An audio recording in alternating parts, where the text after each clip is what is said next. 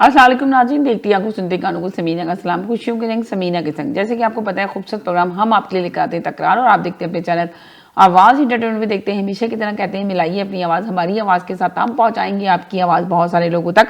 यही मकसद है इस चैनल का और यही मकसद है इस प्रोग्राम का। बस एक ही आपसे रिक्वेस्ट करते हैं कि ज़रूर आइए, ज़रूर बात कीजिए। किसी भी पार्टी से ताल्लुक़ रखते हैं, बस लफ्ज़ों का चुनाव अच्छे से अदा कीजिए। कोई भी किसी पार्टी को अपनी आके सपोर्ट करता है, जो भी अपनी पार्टी से मोहब्बत करता है, मगर लफ्ज़ सही के इस्तेमाल करें। किसी की ज़ाती पर्सनल लाइफ पे मत जाया करें, प्लीज़ इसका ख्याल रखा करें। तो आज हम बात करेंगे जहांगीर तरीन और इमरान खान की दोस्ती के पीछे किसका हाथ है, जो अपनी दुश्मनी निकाल रहा है, जो उनकी दोस्ती के पीछे दरारें डाल रहा है। इस पे हम आज ज़रूर बात करेंगे। जो है क्या कहते हैं, वज़ीर आज़म जहांगीर तरीन क्या जो हैं, क्या पीटीआई के लिए ख़तरा बनते जा रहे हैं? क्या लगता है आपको? तो क्या अपोजिशन इससे फायदा उठा सकती है? जी हेलो, अस्सलाम वालेकुम। हमारे साथ एक कॉलर मौजूद है। जी वालेकुम अस्सलाम। क्या हाल है आपके, कैसे हैं? अल्लाह का शुक्र है, आप सुनाइए। बस ठीक ठाक। आप बताइए क्या कहेंगे आज के टॉपिक के बारे में? देखें, मैं शुरू से ही कहता हूँ कि ये हुकूमत जो है अपने बोझ से गिरेगी। ये हुकूमत 2.5 साल से जो तो यानी कि जहांगीर तरीन साहब ने जो पावर शो किया है, पावर शो जो किया है, उसकी आप तायद करते हैं कि उन्होंने सही कहा है? जी, मैं उसकी जरा थोड़ी सी अपना तमीज मान दूं कि कल जो है पीडीएम में इख्तिलाफात पर लोग जो है ना वो तालियां बजा रहे थे और नाच रहे थे जी। तो वो कहते हैं दुश्मन मरिए तो खुशी ना करिए, सजना भी मर जाना। तो मुकाफात पे अमल जो है अगले दिन ही जो है वो सामने जाहिर हो गया। अब देखें, ये हुकूमत 2.5 साल से मेंढक तोड़ रही थी। इक़्तिदार में पहुंचते पहुंचते सारे डाकू पीटीआई ज्वाइन कर चुके थे, वरना तो कप्तान साहब ने इनके खिलाफ जहाद करना था। और इनका इक़्तिदार भी इन्हीं के रहमो करम पे है। आज तरीन की स्टेटमेंट जो है वो इस बात को कंफर्म कर रही है। और जहांगीर तरीन जो है वो बेसिकली पीटीआई की दाई है। सही कह रहे हैं। उन्होंने पीटीआई की दाई है और उन्होंने पीटीआई के लिए बहुत काम किया है। पीटीआई को आगे लाने में उनका बहुत बड़ा हाथ है। तो समझ लें कि एक तरह से वज़ीर आज़म इमरान खान को कौन गाइड कर रहा है, पीछे से कौन मशवरे दे रहा है, जिसकी वजह से ये सारी चीजें हुई हैं। जी, उन्होंने दूसरों के बहुत से बच्चे गफला करके इमरान खान की गोद में डाले थे। जी, अब जो है बगावत करके एक नई किंग पार्टी बनवाई जा रही है।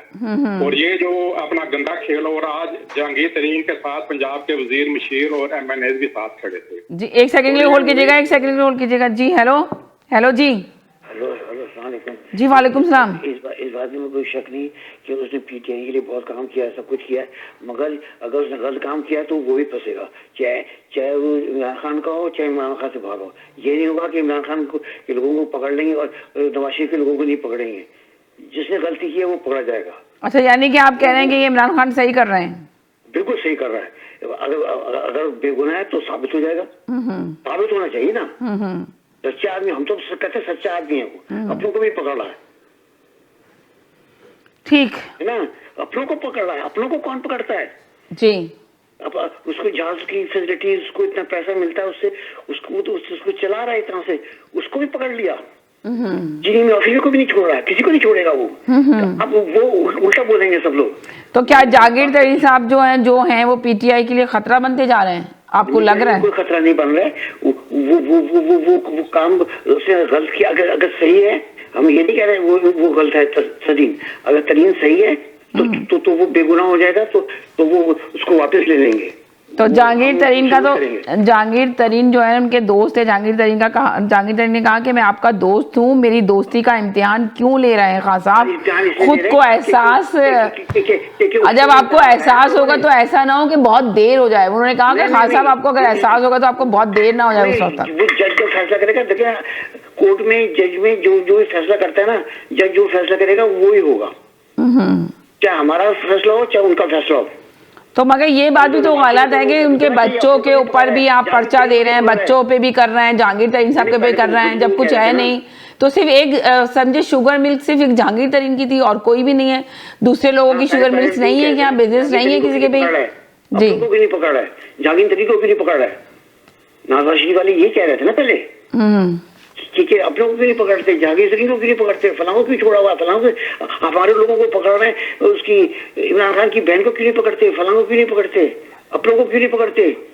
पार्टी में ये बात कहते थे ना। तो आपको क्या लग रहा है कि ये वज़ीर आज़म इमरान खान ने खुद फैसला किया है? जहांगीर तरीन के खिलाफ किसी ने भड़काया इमरान खान को, वज़ीर आज़म इमरान खान को? किसी ने नहीं है, भड़काया किसी ने नहीं है, उसने खुद ही फैसला किया है कि ये इसमें भी होना चाहिए। आपको नहीं पता कि आप कैसे कह सकते हैं कि भड़काया नहीं है? लोगों की तो पेशेंट को यही है कि वज़ीर आज़म इमरान खान को कोई ना कोई गाइड कर रहा है, जो वज़ीर आज़म इमरान खान को कहता है कि आप इस तरह हुकूमत चलाएं, ये करें, जो गाइडलाइन देता है उसी ने गाइड किया है उनको। और वो ये है कि मुखालफत बराए मुखालफत है।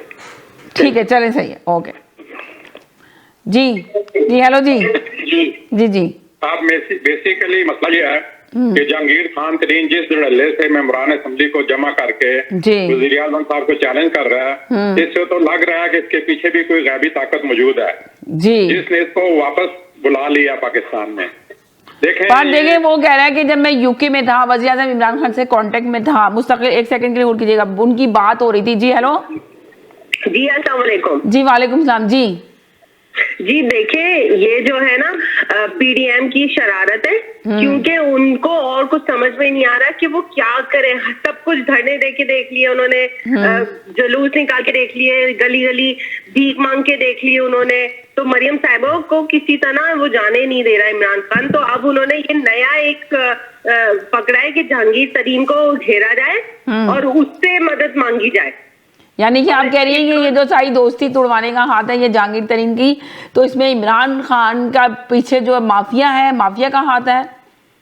जी बिल्कुल, क्योंकि देखें जहांगीर तरीन को इस वक्त कुछ नहीं नजर आ रहा है, उसे सिर्फ ये नजर आ रहा है मैं अपने बेटे को कैसे सेव करूं। लाजिम बात है, आप देखें ना उसके बेटे को, उसके ऊपर इतना हो गया नहीं है, उसे सिर्फ अपने बेटे की परवाह है। लेकिन मगर आप ये देखें कि वैसे तो वाकई सही बात है, उसको सही परवाह है। जहांगीर तरीन का एक नाम है, उसने, आप देखें पहले बोलते थे पीडीएम है, उस जहांगीर तरीन जो है वज़ीर आज़म इमरान खान का, उसने कितना पैसा लगाया, हर चीज लगाई। तहरीक ये जो बनाई गई थी, ये पीटीआई की तहरीक जो बनाई गई है, उसमें जहांगीर तरीन ने बहुत मेहनत की इसको बनाने के अंदर। इमरान खान का एक बाजू था, पर इमरान खान ने किसी के कहने में आके पहले ही जहांगीर तरीन के ऊपर ये काम किया, तो क्या गलत नहीं किया एक्चुअली? देखिए, इससे एक और भी बात साफ हो जाती है कि इमरान खान अपने लिए और दूसरों के लिए एक ही इंसाफ मांगता है कि मुझे जो है ना इस मुल्क से माफिया निकालना है। तो इसकी ये एक देखा जाए तो बहुत बड़ी कामयाबी है, क्योंकि अगर वो अपने लोगों पे हाथ नहीं डालेगा तो वो दूसरों पे जो हाथ डालता है तो वो फिर यही बोलते हैं ना कि आप नहीं पकड़ते इनको, फलां को नहीं पकड़ते आप। तो उसने पहला हाथ अपने करीबी दोस्त पे डाला है। पर आप ये देख रही हैं कि अपोजिशन को मौका मिला है। अपोजिशन ने कहा कि ये देखेंगे जहांगीर तरीन जैसे आदमी को वज़ीर आज़म इमरान खान इस काबिल ही नहीं है कि उनके साथ कोई सिंसियर हो, वो दूसरों की बातों पे आते हैं और दूसरों की बातों में आके करते हैं। तो ये बताएं कि इमरान खान ने अपने माइंड से ये फैसला किया या दूसरों के कहने पे उन्होंने ये फैसला किया? ये फैसला अपने माइंड से नहीं किया, ये एक इंसाफ का तकाजा है कि उसने अगर मनी लॉन्ड्रिंग की है या कोई घपला किया है या उसने सट्टेबाजी की है तो उसका हिसाब होना चाहिए। ये उसने अपने पास से कुछ भी नहीं किया, ये तो उसके पेपर्स बता रहे और ये केसेस बता रहे। मगर आप देखेंगे कितने केसेस में लोग पकड़े गए, चीमा पकड़े गए, पता नहीं कितने लोग पकड़े गए, वो आज जमानत पे रिहा हो गए, घूम रहे हैं। तो जहांगीर तरीन अगर जमानत पे, तो अदालतों का काम है, ये इमरान खान का काम थोड़ी है। ये आप बताएं, क्या जज वो है या वकील वो आप ये देखेंगे एहतसाब, देखें वज़ीर आज़म इमरान खान किसी का एहतसाब तो नहीं ले रहे अभी तक। किसी का आप बता दें मुझे, किसी एक का बता दें कि एहतसाब लिया गया। अब वज़ीर आज़म एक हुकूमत चला रहे हैं। आप देखें कि अगर ये, आप देखें ये चीजें होती रहेंगी। पहले जो था पीडीएम का मसला बना हुआ था, पीडीएम में एहतियात टूट गया। पीडीएम ऑलरेडी, अब लोगों का आज पूरे चैनलों पे सब पे सिर्फ जहांगीर तरीन का इशू उठा के लोग बैठे हुए थे। अवाम किस तरफ जा रही है, जो अवाम परेशान है उसके लिए तो अब कोई बात ही नहीं करना। आप यही तो ये देखें कौन गेम खेल रहा है। ये देखें वजीर आजम पाकिस्तान के लीडर हैं, उनको ये गौर करना होगा, उनको इस वक्त ये देखना होगा कि पीछे किसका हाथ है, कौन ये गेम खेल रहा है, उसको कंट्रोल करना है। सबसे पहले इमरान खान को खुद को देखना होगा, अपने आप को।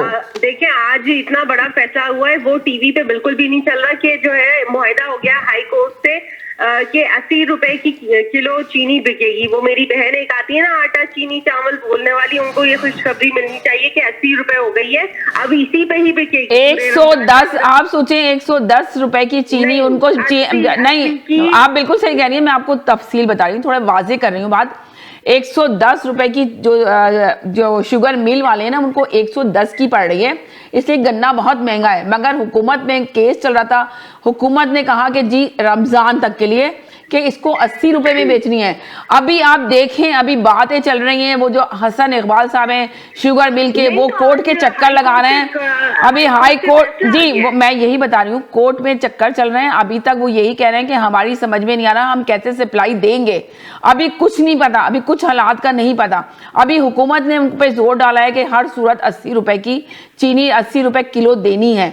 तो अभी देखें क्या होता है, ये चीज है। देखें ये एक प्रोपेगेंडा है, क्योंकि अभी जो इमरान खान साहब ने जो मीटिंग की थी, अवाम के साथ जो कॉल्स दी थी, उनमें जो मैसेज दिया था उन्होंने, तो उस मैसेज पे आप देखें आज बीबीसी पे, CNN पे उसकी जो है बाकायदा टांग मरोड़ी गई है और ये बोला गया है कि ये जो है ना इंतहा पसंद है वजीर आजम, इसको गिरना चाहिए। क्योंकि उन्होंने ये बोला कि औरतों को कि रेप केसेस का एक सवाल आया था, उस पे उसने ये कहा कि हमारी औरतों को अपने जिस्म को ढक के रखना चाहिए, हमारी शरीयत में भी यही कहा जाता है। तो वहां पर सारे जो UK है और USA जो बाहर के मुल्क है, फ्रांस वगैरह, तो उन्होंने ये बात उठाई है कि ये तो तंजीम पसंद है और ये औरतों पे के हुकूक को नहीं मानता और उनको जो है ना कहता है कि बुर्का पहनो। तो अब ये जो है ना उसके खिलाफ बात की जा रही है। अगर आप देखे जाएं तो ये प्रोपेगेंडा ही है एक तरह का इमरान खान को हटाने के लिए।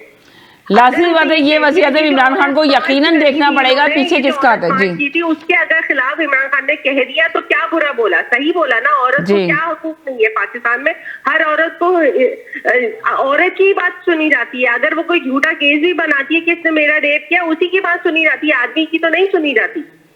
जी तो उसके खिलाफ ये बात क्यों की जा रही है?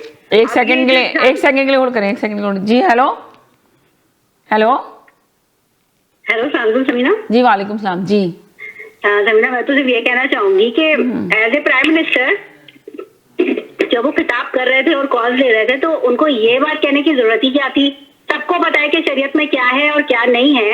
और जब आप किसी समंदर में रहते हैं ना, तो उसमें मगरमच्छों से बैर नहीं रखा जाता और किसी से लड़कर आप जो है ना 30 मार खान बन नहीं सकते। तो बातें ऐसी करनी नहीं चाहिए कि जिसके ऊपर इश्यू उठाया जाए। इस बात को अगर रखा जाए सामने, बेशक एज ए मुस्लिम सबको पता है कि किस तरह रहना चाहिए, लेकिन रेप तो 2 साल की बच्ची का भी हो रहा है, लड़कों का भी हो रहा है। तो क्या लड़के भी बुर्का पहनना शुरू कर देंगे? 80 साल की बूढ़ी औरत का भी हो रहा है, तो वो भी बुर्का पहनने की तो बच जाएगी क्या? इसका लिबास से कोई ताल्लुक नहीं है, इससे इंसान की सोच का ताल्लुक है। उन मर्दों की तरबियत करने की ऐसी जरूरत है जो इस किस्म की जाहिलाना और पागलाना हरकतें करते हैं, और औरतों की और बच्चों की और बच्चियों की और किसी की इज्जत उनके हाथों महफूज है। तो हमें इस सोच को बदलने की जरूरत है कि इसका ताल्लुक इंसान के लिबास से नहीं होता। क्या यहाँ पे लिबास नहीं पहनते लोग? यहाँ पे कितनी लड़कियों के रेप हो जाते हैं। अगर कोई रात को नाइट में जॉब करके लड़की आ रही होती है तो वो हिफाजत से अपने घर पहुंच जाती है। सम केसेस में ऐसा होता होगा, लोग कहेंगे यहाँ पर भी होता है। 100% होता है ऐसा तो कोई नहीं हो सकता कि 100% सारी चीजें सब जगह दुरुस्त होंगी, लेकिन आप उसका रेशो निकाले अगर आबादी के हिसाब से, तो वो कितना बनता है। तो छोटी 2 साल की मासूम बच्ची को तो पता भी नहीं होता कि उसे क्या पहनना है और क्या नहीं पहनना है, तो वो भी महफूज नहीं है। तो ये एक सोच है हमारे माशरे की। तो उनको ऐसे प्राइम मिनिस्टर, मैं भी उनको ये कहना चाहिए था कि हमें ये फजूल सोच बदलने की जरूरत है। हर औरत की इज्जत होती है और बाकी औरत हो या लड़की है, उसको खुद भी समझदारी से काम लेना चाहिए। तो ये अल्फाज जो होते हैं ना, जो आप कहती है ना अल्फाज का चुनाव, वही तो असल चीज होती है। और एज ए लीडर और एज ए प्राइम मिनिस्टर आपको अपने अल्फाज का चुनाव देखना चाहिए, ताकि लोग आपके ऊपर उंगली उठाकर आपसे सवाल न करें और आपसे बात ना करें। तो आप क्या पूरी दुनिया से लड़ाई करना शुरू कर लेंगे? इस बात पर नहीं कर सकते ना आप। ये कोई तरीका नहीं होता दुनिया में रहने का। इंसानों में और जानवरों में बहुत बड़ा फर्क होता है। इंसान को जो है वो तरीके के साथ ही चलना पड़ता है दुनिया में। मेरी तो अपनी यही सोच है, क्योंकि अगर मैं यहाँ पर रहती हूँ, यहाँ पे हर तरह के लोग फैशन भी करते हैं, बच्चियां फैशन करती हैं, तो क्या मेरी नजर में वो बुरी हो जाएंगी या खराब हो जाएंगी? या मैं कहूंगी कि क्योंकि उसने ये फैशन किया था इसकी वजह से ऐसा हो गया? मैं ऐसे नहीं कह सकती। एज ए प्राइम मिनिस्टर तो कम से कम मुझे ऐसी बात नहीं करनी चाहिए। तो इस चीज को मैं बिल्कुल एड्रेस करना चाहूंगी कि ये बात करनी नहीं चाहिए थी। आपके अपने मुल्क के अंदरूनी इशूज कम है कि आप बैरूनी इशूज भी साथ के साथ उठाना शुरू कर दें। तो अक्लमंदी का तकाजा यही होता है कि इंसान पहले तोले उसके बाद बोले। मैं तो ये कहूंगी कि उन्हें ये बात नहीं करनी चाहिए थी और ये फजूल की बात कहने की कोई जरूरत नहीं थी। उनको कॉल ले रहे थे, वो अंदरूनी मामलात में ही बात करते। जो कुछ हो रहा है ना मुल्क के अंदर, अवाम तो अभी भी पिस रही है। आपके ऑर्डर कोई भी मानने के लिए तैयार नहीं है। अद्वियात की कीमत भी देखी जाए ना, 100 रुपए वाली अद्वियात 500-500 रुपए उसके ऊपर इजाफा हो गया। अब लोग कहते हैं कि भाई लोग मर तो नहीं रहे, तो अब आप ये अजीब सी बात सुने, कोई मरने वाला हो तो बेचारा अपने आप को बेच के भी इंसान चाहता है कि अपने प्यारे की जान बचा ले। तो इसका मतलब ये नहीं है कि प्याज की कीमत बढ़ी ही नहीं है, कुछ मसनूई महंगाई है और आपके अपने वुज़रा भी, आपकी अपनी टीम के लोग भी इस तमाम महंगाई को बढ़ाने के बराबर के जिम्मेदार है। उनके खिलाफ आपके पास प्रूफ भी है लेकिन आप नहीं कर सकते। मिसाल के तौर पे आपके वो 16 अरकान जो कि बिक गए थे, आपने किसके खिलाफ एक्शन ले लिया? किसी एक का नाम ही बता देते ना, आप किसी एक के खिलाफ कोई कार्रवाई करके दिखाते ना, आपने कुछ भी नहीं किया, आपने उनको माफ कर दिया क्योंकि आप उनको नहीं निकाल सकते, आपकी हुकूमत को खतरा हो जाएगा। तो ये अजीब अजीब सी बातें उनको करनी नहीं चाहिए। मेरी तो अपनी यही राय है कि उनको अपने अंदरूनी जो मसाइल उन पर बिल्कुल फोकस करना चाहिए और आलमी बिरादरी से जंग लड़ने के लिए खुदारा तैयार ना हो जाए। जैसे कि आपने अपने पोजीशन के साथ लड़ाई कर करके हालत क्या कर दी अपने मुल्क की, अब आप पूरी बैरूनी दुनिया से लड़ाई करेंगे तो आप क्या चाहते हैं कि पाकिस्तान कहाँ पर जाकर रुकेगा? बस मेरा यही मैसेज है, मैं यही कहना चाहती हूँ। बहुत ओके, शुक्रिया। थैंक यू, अल्लाह हाफिज। जी हेलो जी, जी हेलो, जी जी जी जी जी बोलें। बात ये है कि हम लोग कनाडा में आके जी अपना हमारी ख्वातीन दुपट्टा लेने को तो तैयार नहीं है, लेकिन पाकिस्तान में जो ख्वातीन है उनको शटल कॉक पहनाने पर मजबूर करना चाहते हैं। बात यह है कि पाकिस्तान में ऐसे वाकयात भी हुए हैं, अब कफन में लिपटी दफन शुदा औरत को निकाल के कब्र से उसके साथ भी रेप हुआ है, तो क्या उसका भी पर्दे का मसला था? बात सिर्फ जहनीत की है। दूसरी बात यह है कि आप लोग, ये लोग जो हैं हमारे जो वज़ीर आज़म साहब हैं, लोगों को ट्रक की बत्ती के पीछे लगाना चाहते हैं, नॉन इशू को इशू बना के जो है उसके ऊपर लोगों को उसके पीछे लगाना चाहते हैं। आज जमाइमा ने एक ट्वीट किया है, उसने उसको पहला ट्वीट उसने किया है, कुरान की अपना आयत को उसने कोट किया है। वो कहती है, say to the believing men that they restrain their eyes and guard their private parts। Quran की 24वीं सूरत की 31वीं आयत है और उसके ऊपर वो कहती है कि the onus is on men। तो उसके बाद वो कहती है, I am hoping this is a misquote, mistranslation। The Imran Khan I knew used to say, put a veil on the man's eye, not on the woman। तो बात यह है कि उनका जो कट्टा छिटा तो जो है जमाइमा ने आज खोल दिया कि वो पहले उनकी क्या नीयत थी और आज जो है लोगों को, कौम को ट्रक की बत्ती के पीछे लगा के इस तरह का ये इशू छेड़ते हैं जो कि इशू है ही नहीं है। इसी तरह उसी दिन उन्होंने इंकलाब के बारे में भी 3 मिसालें दी। एक फ्रांसी इंकलाब की मिसाल दी। अब फ्रांसी इंकलाब जो है वो इतना खौफनाक काम था कि वहां पे हजारों बंदे मरवा के तो वहां पे जराइम पेशा ग्रोह को हुक्मरानी दी थी, तो उसको जो है वो काबिले सताइश गिन रहे हैं। इसी तरह जो है इंकलाब में ईरान के इंकलाब को अपना बड़ा कारनामा गिनते हैं। जब से ईरान में इंकलाब आया 60% लोग गुर्बत की सतह से नीचे चले गए हुए हैं। वहाँ 80% लोग जो है वो गुर्बत की लकीर के ऊपर अपना गुजारा करते हैं। एक सेकंड होल्ड करें था, एक सेकंड होल्ड करें। जी हेलो, हेलो जी, जी अस्सलाम वालेकुम। जी वालेकुम सलाम जी। मेरा ख्याल ये आज का टॉपिक है नहीं, इस पे ये इस टॉपिक पे आगे है। टॉपिक आपका जबरदस्त है कि जहांगीर तरीन और पीडीएम है और अपोजिशन है। अब ये रिलीजियस मैटर है, अभी इस पे जो बात करेंगे ना वो कोई इतने आगे निकल जाएगा कि फिर हमें इसको रोकना पड़ेगा। ना किसी को इतनी शरई तौर पे ना नॉलेज है, ना कोई यहाँ मुफ्ती है। ठीक है, एक बात हो गई है, देनो कि इसको किस जगह लेके चलना है। ये कोई पाकिस्तान का इशू नहीं है या दुनिया का इशू नहीं है। ये कि सवाल पूछा गया, उससे जवाब दे दिया। पहले ही 1000 इशू है पीडीएम के, पाकिस्तान के इकोनॉमी इशू है। ये इशू ये तो इमरान खान ने कहा था कि वो लेके आया था कि अगर ऐसी चीज होती है तो इसको आप इस हद तक ले जाके इनको फांसी दे। तो जरदारी, अच्छा एक सेकंड और करें, एक सेकंड और करें, एक सेकंड और। जी हेलो, हेलो हेलो जी समीना बहन, अस्सलाम वालेकुम और सब कॉलर्स को भी मेरा सलाम जी। अच्छा, मैं ये लोगों की सोच की बात करूंगा कि मतलब इसका मतलब ये है कि अगर वो कब्र से निकाल के उसका रेप हो रहा है या 2 साल की बच्ची का रेप हो रहा है तो इसका मतलब है आप आधे नंगे घूमे कि उससे कोई फर्क नहीं पड़ेगा, कपड़ों से कोई फर्क नहीं पड़ता, आप नंगे घूमे, आधे नंगे घूमे आप। तो मतलब सोच देखें आप इंसान की कि उसको उससे मिला रहे हैं जो वैशी इंसानों से, जो अगर कब्र खोद रहा है या 2 साल की बच्ची का वो रेप कर रहा है, आप उसको उससे मिला रहे हैं। जी क्या कहेंगे आप? शख्स आपको बोल रहा है कि औरत अपने तमीज में कपड़े पहने, जो आपका इस्लाम कहता है, चले आप बुरखा नहीं पहनती लेकिन तमीजदार तो कपड़े पहने, तो उसके ऊपर वो उससे मिला रहे हैं कि लोग तो कब्र से भी निकाल के, तो उसका मतलब है आप आधे नंगे फिरे और भले वो कबर से और 2 साल के बच्चों की, लोगों की सोच देखे यार, माशाल्लाह बहुत अच्छे। और दूसरी बात ये, अगर दुनिया में रहना है तो मगरमच्छ का गला घोट के आप रहना पड़ेगा। अच्छा, एक सेकंड के लिए होल्ड करें जी। हेलो समीना, सबको स्टॉप करो, ये दीन की तरफ जा रहा है सारा मसला जी, इस मसले को अभी बंद करो।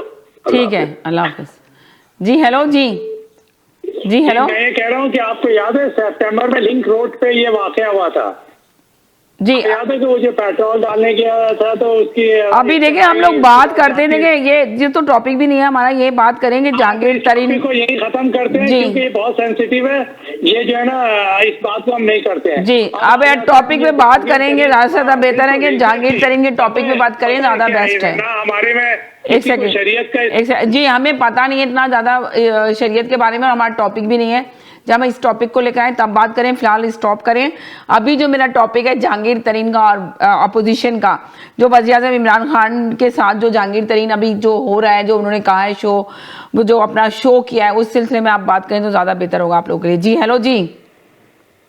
और दूसरी बात ये है कि जहांगीर तरीन की जो बात कर रहे हैं कि आप ये देखें, ये तो बहुत अच्छी बात है कि वो प्राइम मिनिस्टर का फ्रेंड होते हुए उसके साथ हिसाब हो रहा है, उसके साथ नैब कोर्ट में, यानी कि उसका वो फायदा नहीं उठा रहा। या इमरान खान ने नहीं बोला मेरा दोस्त है तो छोड़ दो, ऐसा नहीं है।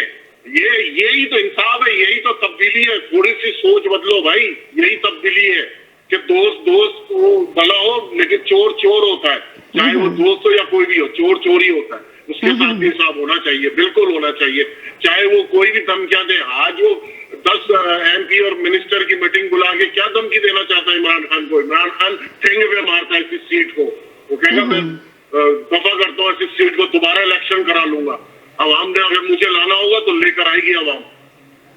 ये क्या बात हुई? तो भाई ये जो है अब हिसाब होने लगा है, अब सबके साथ होगा। एक सेकंड और करें जी। हेलो हेलो जी। मैं ये कहना चाहती हूँ कि ये तब्दीली है, एतमाद का वोट लेने के लिए पहले उनसे सारे फेवर इकट्ठे कर लिए उन्होंने, और वो जैसे हमेशा करते हैं कि अपना मतलब निकालने के बाद साइड पकड़ लेते हैं इमरान खान साहब, क्योंकि यही सारी बातें जो है वो शेख रशीद के मुतालिक भी इमरान खान साहब ने कही थी, और ये सब बोला था कि भाई उनको चपरासी न रखो और इंटीरियर मिनिस्टर बना के बैठ गए। और अब जब जहांगीर तरीन से उनका पूरा काम निकल गया तो उनको साइड किनारे पे लगा दिया, और अब ये इंसाफ दिख रहा है। उस वक्त करते ना इंसाफ, जब आपको एतमाद का वोट लेना था तो फिर तो आपने उनकी मदद ले ली, क्योंकि 16 अरकान आपके अपने कैबिनेट के, किचन कैबिनेट के अरकान तो पिक चुके थे, जिनका अभी तक आपने नाम भी मेंशन नहीं किया। जरा हिम्मत करके नाम ही मेंशन कर देते, जरा उनके खिलाफ कार्रवाई करके बताते ना आप, तो फिर मैं मानती कि ये इंसाफ कर रहे हैं। तो ये भी तो वही कर रहे हैं, सिर्फ अपनी हुकूमत को तूल देने के इधर उधर के दाव पेच लगा रहे हैं वो, और उसके अलावा वो फिर कहते हैं कि ये इंसाफ है। तो मेरी नजर में ये इंसाफ नहीं है। उन 16 अरकान के नाम भी जाहिर करने चाहिए थे, एटलीस्ट उनको निकाल देते, हिम्मत करके निकालते नहीं तो लोगों को बता ही देते कि भाई ये है वो लोग। इनको तो कह रहे थे कि मुझे नाम पता है, मगर उन्होंने नाम भी नहीं बताए, उनको गन पॉइंट पे उनसे वोट ले लिए, उन्होंने पैसे भी हजम कर लिए उनके अरकान ने, अभी तक वो वहीं पर बैठे हुए, और अभी तक वो फिर क्या काम कर रहे होंगे। तो बस मैं ये कहना चाहती थी। बहुत शुक्रिया समीना जी। हेलो जी। जी जी, अभी मेरी बहन जब सबका नाम लेती थी ना कि सब बाहर घूम रहे हैं, तो जहांगीर तरीन का भी नाम लेती थी, और आज FIA जहांगीर तरीन को पकड़ रहा, अदालत से बुला रहा है तो कह रही है उसको क्यों पकड़ रहा है, तो उसको इस्तेमाल तो बात आप ये देखें, मेन चीज ये देखें कि अभी सारी बातों का जो इश्यू उठा हुआ है वो यही उठा हुआ है कि जहांगीर तरीन के जो, एक सेकंड होल्ड करें, मैं आपको वाजे करती हूँ जी। हेलो, इनकी कॉल ले लूं जी। सिस्टर को कहे कि थोड़ा सा इंतजार करें, अभी तो उसके दोस्त का नंबर आया है, जो उसका सबसे प्यारा दोस्त था, वो पैसे दे दे तो वो चला जाए, अभी चला जाए, अपने बेटे को भी ले जाए, वो भी चला जाए। इतनी करप्शन की है वो दे दे। बाकी शेख रशीद को ये किया वो किया, नवाज शरीफ ने कौन सी हमदर्दी की थी शेख रशीद के साथ, या दूसरे सियासतदानों ने आजकल क्या किया हुआ है, तो दूसरों को आके नाम लेते हैं उसने ये किया। अब हुकूमत कर रहा है, जब तक उसकी हुकूमत है वो ऐसे ही करेगा, इंसाफ करेगा वो। तो ये तरीन साहब पैसे दे दे, अली तरीन भी दे दे, तो उनकी कोई लड़ाई नहीं है किसी से। सही। और जो ये इससे फारग होंगे तो नेक्स्ट को पकड़ लेंगे। अब तो ये काम शुरू हो गया, अभी भी ये रुकने वाला नहीं है। अब अल्लाह ताला इसको जिंदगी दे और इस दुश्मनों से बचाए इसको। इस चल रहा है, अब कारवां चल पड़ा है, चलें। और पाकिस्तान इज गोइंग टू तरक्की के तरफ जा रहा है, every step, every second, every day. ठीक, अल्लाह हाफिज जी। हेलो जी। अब पहली बात का जवाब देना चाहती हूँ मेरे भाई, मैं ये नहीं कह रही कि उनको क्यों बुलाया गया है। जरूर बुलाए, वो शौक से बुलाए और उनसे पैसे भी निकलवाए। मैं ये नहीं कह रही कि वो क्यों बुला रहे हैं, मैं ये कह रही हूँ कि आपने पहले फेवर ले लिया और अब आपको इंसाफ याद आ गया। वेरी गुड, शुक्र है याद तो आ गया। और अमेरिका वाले कॉलर जो अभी बात कर रहे थे बिल्कुल दुरुस्त फरमा रहे हैं आप। पुराने सियासतदानों ने हमेशा यही किया है और उनसे कोई उम्मीद भी नहीं थी, लेकिन इमरान खान साहब भी वही काम कर रहे हैं। तो ये बहुत अचंभे की बात है कि उनकी बात में आप पुराने सियासतदानों को लेकर अगर आ रहे हैं, तो पुराने सियासतदानों से तो मुझे कोई उम्मीद नहीं थी। एक सेकंड, तो मुझे इमरान खान एक सेकंड होल्ड करें, एक सेकंड होल्ड करें, एक सेकंड होल्ड करें प्लीज, जाइएगा नहीं। जी जी बोलें जी। अफसोस की बात यही है कि वो भी सारी पुराने सियासतदानों की तरह सियासी दांव-पेच खेल रहे हैं और वो भी वही काम कर रहे हैं जो पुराने लोग करते थे। इस बात का दिली अफसोस है मुझे। बहुत शुक्रिया संगीना। देखिए एक बात मैं आप लोग को और वाज़ेह कर, जी हेलो जी, इनका मैसेज ले लूँ फिर एक बात वाज़ेह करें। जी हेलो हेलो देखिए जी। जब सफाई होती है तो घर से ही स्टार्ट किया जाता है। तो देखिए इमरान खान ने ये दिखा दिया कि जो है पॉलिटिक्स में आप सिर्फ अच्छा नहीं बन सकते, उसमें आपको बुरा भी बनना पड़ता है, चाहे उसमें आपके अपने घर वाले ही क्यों ना पिस जाए। तो इंसाफ का तकाजा यही है कि आप जो है अपने घर से सफाई करें, तो वो वही कर रहे हैं। अब इसमें आपको क्या बुरा लग रहा है? पहले आप कह रहे थे कि वो भागा हुआ है, अब उसे पकड़ लिया तो भी बुरा लग रहा है। तो भाई तुम इमरान खान से चाहते क्या हो? यही कह रहे थे ना कि अपने दोस्तों को भी पकड़े, अपने कैबिनेट वालों को भी पकड़े, तो वो शुरू कर रहे हैं। तो यही तो चाहते थे सब लोग, तो अब वो ये कर रहे हैं, तो इसमें भी बुरा लग रहा है, तो वो अब ये भी ना करें। आपको एक बात वाज़ेह करूं कि किसी ने कहा कि वजीर आजम इमरान खान को किसी ने जाके कहा कि हफीज शेख को हराने में जहांगीर तरीन का हाथ है। अब आप ये देखिए कि कितना बीच में क्या कहानी चल रही है।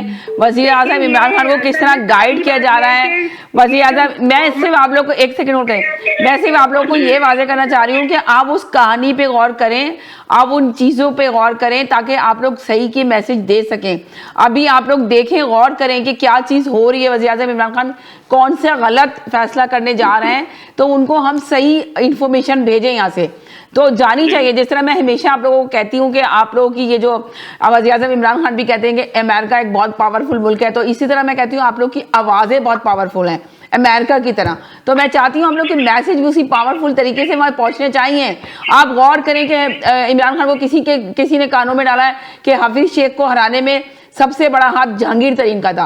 अभी जहांगीर तरीन खामोश है। अगर अभी जहांगीर तरीन अभी खुद सोचेंगे, अगर वो आ गए तो बहुत सारी चीजें सामने लेकर आएगा। जहांगीर तरीन तो अभी भी उसने कहा है मैं तहरीक इंसाफ के साथ हूँ और मैं तहरीक इंसाफ के साथ रहूंगा। वजीर आजम इमरान खान को, खास साहब को आंखें खोलने की जरूरत है, उनको देखने की जरूरत है कि उनके पीछे माफिया कौन बैठी हुई है और कौन उनको गाइड कर रहा है, उनको देखना होगा। ये चीज मैं आप लोगों से लेना चाहती हूँ मैसेज में, अगर आप लोग आके अपने ही जज्बात में आके सिर्फ बात कर रहे होते हैं। जी हेलो, मैं 10 सेकंड हो गया। एक तो पहले कॉलर ये बोलते थे कि इनको चाहिए अपने घर से शुरू करें। अरे भाई वो घर में आ गया तो अब आप वो ये मसाइल आ गए। दूसरी बात कि एक हमारे मासूम से कॉलर आते थे, वो आपको पता है राजा रियाज साहब ने कहा है कि अदम एतमाद का वोट जो है ना जहांगीर तरीन ने ही वज़ीर आज़म इमरान खान को दिलाया था। जो वज़ीर आज़म इमरान खान इतनी उस पर जीत के आए थे, उसमें सबसे बड़ा हाथ जहांगीर तरीन का था। अब आप जहांगीर तरीन की चीजें देख लें तो उसके बाद आप ये लोग बात करें कि इमरान खान ने सही किया, इसलिए कि इमरान खान को जो गाइड कर रहा है वो गलत गाइड कर रहा है। मेरा अपना मैसेज ये है, इमरान खान को आंखें खोलने की बहुत ज्यादा वज़ीर आज़म इमरान खान को जरूरत है। ठीक है, वो घर की सफाई करें, सफाई करने से अगर कुछ हासिल हो रहा है वो मुझे जरा बता दें। मुल्क के हालात सही हो रहे हैं, अवाम के हालात सही हो रहे हैं, मईशत सही तरह से हो रहा है, वहां पे मईशत का काम, तबाह जो बर्बाद हो रही है वहां की मईशत, उसमें क्या सही काम हो रहा है या नहीं हो रहा। मुझे आप लोगों से ये पूछना है आज कॉलर से, आप लोग आके सिर्फ जंग करते हैं, आप बताएं इसका रीजन क्या होगा। ये लड़ाई झगड़े जो हो रहे हैं, पहले पीडीएम का इशू, इसके बाद अब जहांगीर तरीन का आ गया, जो उनके बेस्ट फ्रेंड थे जहांगीर तरीन को, वो एक कॉलर ने बिल्कुल सही कहा, एक दाई के तौर पे उन्होंने तहरीक इंसाफ के साथ काम किया है। वो बनाने वाले, तहरीक इंसाफ को बनाने वाले जहांगीर तरीन का ही बहुत बड़ा हाथ है।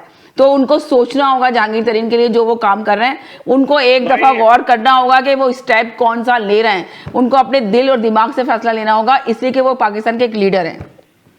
जी बोलिए, अब आप क्या कहेंगे। मतलब अगर जहांगीर तरीन गलत करे और वो तहरीक इंसाफ बनाने में मदद किया था तो उसको क्या करना चाहिए, उसको कायम। आप ये देखें कि जहांगीर तरीन साहब ने ही उनको अदम एतमाद का वोट दिलाया, वो जीते वहां से इतनी ज्यादा सीटों से। और पर से कहा आप उसकी बात, आप एक बात सुने, आपको जहांगीर तरीन को हफीज शेख ने, जो हफीज शेख साहब थे, तो उनको किसी ने कानों में जाके कहा कि हफीज शेख को हराने में सबसे ज्यादा हाथ जहांगीर तरीन का, यूसुफ रजा गिलानी में को लाने में जहांगीर तरीन का हाथ है। तो आप बताइए इसको कहाँ तक सच्चाई बोलेंगे आप, कहाँ क्या बोलेंगे? जितनी मुंह है उतनी बातें हैं। अभी आपको एक मैं बात बता, जब गिलानी का इलेक्शन हो रहा था जी, यहाँ पे मासूम से कॉलर पता है रिश्ते गिना रहे थे। जहांगीर की बीवी उसके घर है तो बेटी उसके घर, पाकिस्तान भूल गए, तो वो बीवी और बेटी रिश्तेदारी में वो वोट लेगा। आप सोचे, इनकी सोच देखे कि अगर जहांगीर तरीन ने वोट ऑफ कॉन्फिडेंस लिया तो जहांगीर तरीन ने लिया या नहीं लिया, ये इमरान खान ने तो नहीं बोला ना। अपोजिशन तो वो काम बोलेगी, वो चीज बोलेगी कि जिसपे आपको यकीन करें या ना करें। आपको पता है जहांगीर तरीन के खिलाफ जो वज़ीर आज़म इमरान खान को कर रहे हैं लोग, वो जो गलत मशवरे देते हैं वज़ीर आज़म इमरान खान को, वही मशवरे देना है जहांगीर तरीन के खिलाफ जो बात करी जा रही है इस वक्त। इसमें अभी अदालतें इन्वॉल्व होगी, FIA इन्वॉल्व है, इससे इमरान खान इन्वॉल्व नहीं है। अगर जहांगीर तरीन सही होगा तो वो बाहर आ जाएगा क्लीन चिट लेके। इसमें कोई इशू, ये फरमाइश थोड़ी है, ये पाकिस्तान है भाई, यहाँ पे एक लॉ है, एक आइन है। तो अगर जहांगीर तरीन गलत होगा, आप ये देखें ना कि अगर एक सोचें कि अगर किसी के साथ बहुत ज्यादा ताल्लुकात हो जाते हैं, जहांगीर तरीन एक उनके पक्के दोस्त थे जिन्होंने उनको साथ दिया, जिन्होंने तहरीक बनाई, तो उनको दुश्मनों की तरफ क्यों धकेला जा रहा है? उनसे बात की जा सकती है भाई। ही डजंट केयर कि किसी ने तहरीक बनाई है, ही केयर कि कौन मेरे साथ सिंसियर है, कौन ईमानदार है, कोई हमारे अंदर। तो आपको लग रहा है कि वज़ीर आज़म इमरान खान के साथ सारे सिंसियर हैं, सारे ईमानदार हैं? आपको ये फील हो रहा है कि आपको लग रहा है उनकी टीम में जो लोग बैठे हुए हैं, जो हमेशा हम बात करते हैं? एक सेकंड होल्ड करें, एक सेकंड होल्ड करें, एक सेकंड होल्ड करें। जी बोलें। जी हेलो जी। हाँ जी। सबसे पहले तो एक बात करनी है कि मैं जब अपने व्यूज देता हूँ तो मैं अपने व्यूज देता हूँ, दूसरा कोई आता है तो अपने व्यूज दे। आके दूसरों को डिक्टेट करने की कोशिश कोई ना करे, अपने व्यूज को अपने तक महदूद रखें। किसी ने कोई दीन शीन की बात नहीं की थी, मैंने एक ट्वीट की बात की थी और बात हो रही थी कि इमरान खान लायानी मारता है जिस वजह से मजाक बनता है, वो लाफिंग स्टॉक खुद भी बनता है और मुल्क का वकार भी जो है खराब करता है। इसमें कोई दीन शीन इन्वॉल्व नहीं था। और दूसरी बात ये है कि किसी कॉलर ने जहांगीर तरीन को फेवर नहीं किया। बात सिर्फ इमरान खान की बेअसूली की हो रही है कि जब उनको मफाद होता है तो हर नथु खैरा चोर लुटेरा जो है अपना उनको जो है उसकी मदद की अपना हासिल करने को तैयार हो जाता है, और जब उसका मतलब पूरा हो जाता है तो फिर उसको पीछे धकेल देता है। अभी रिसेंटली अपना ये एतमाद के वोट से पहले वो जहांगीर तरीन के खिलाफ था, लेकिन जब एतमाद के वोट की जरूरत पड़ी तो सारे असूल जो है वो भूल गए, सारे एहतसाब भूल गए, सारे इंसाफ भूल गए। और फिर दोबारा जहांगीर तरीन से राब्ता किया और एतमाद का वोट में अपना जब वोट मिल गए तो उसके बाद फिर उसके हो गया। ये ऐसे लीडर नहीं होते हैं। अच्छा एक सेकंड ये होल्ड करें, मैं आपसे बात करूंगी। जी हेलो हेलो जी। इनका नाम मैंने तो नहीं सुना कि किसी ने भट्ट साहब का नाम लिया हो। जी बोले। तो आपको 1 सेकंड की कॉल की है, मैंने कहा ये दीन की तरफ जा रहा है, इसमें नाराजगी वाली कौन सी बात है भाई? चले रहने दे, कोई बात नहीं। आपने 2 सेकंड की कॉल थी वो जी, 1 सेकंड। मैंने तो किसी का नाम भी नहीं लिया जी। सही ये, हाँ। तो ये अगर ये ऐसे करेंगे तो फिर हम नाम भी ले दिया करेंगे, डरते वरते नहीं हम किसी से। सही, ठीक। बाय जी हेलो जी। हेलो अस्सलाम वालेकुम। वालेकुम सलाम जी। 1 सेकंड होल्ड कीजिएगा, इनको होल्ड करा दूं जी, 1 मिनट के लिए होल्ड करें। जी बोलें जी। अच्छा पहले तो मैं बोलूंगा कि अभी पिछले आज लोग बातें कर रहे हैं कि आइन है, अदालतें हैं, ये है वो है और कानून की बालादस्ती है। 2 दिन पहले तक जब ये बोला जाता था कि नवाज शरीफ को बाहर भेज दिया, अदालतों ने भेज दिया, तो ये बोला जाता था कि वो तो जज बिके हुए हैं, अदालतें बिकी हुई हैं। ठीक है, एक बात ये हो गई। सेकंड बात ये कि ये सिर्फ जब जो हो रहा है अभी जहांगीर तरीन के साथ, ये पॉलिटिकली मोटिवेटेड है ये सारा, क्योंकि उनकी रिपोर्ट्स आ रही है कि वो जरदारी साहब से मुलाकात करने वाले हैं जी। ठीक है, वो जरदारी साहब से मुलाकात करने वाले हैं, तो फौरन ये केस खुल के सामने आ गया। उससे पहले किसी को नजर नहीं आ रहा था कि ऐसा उन्होंने किया है या नहीं किया।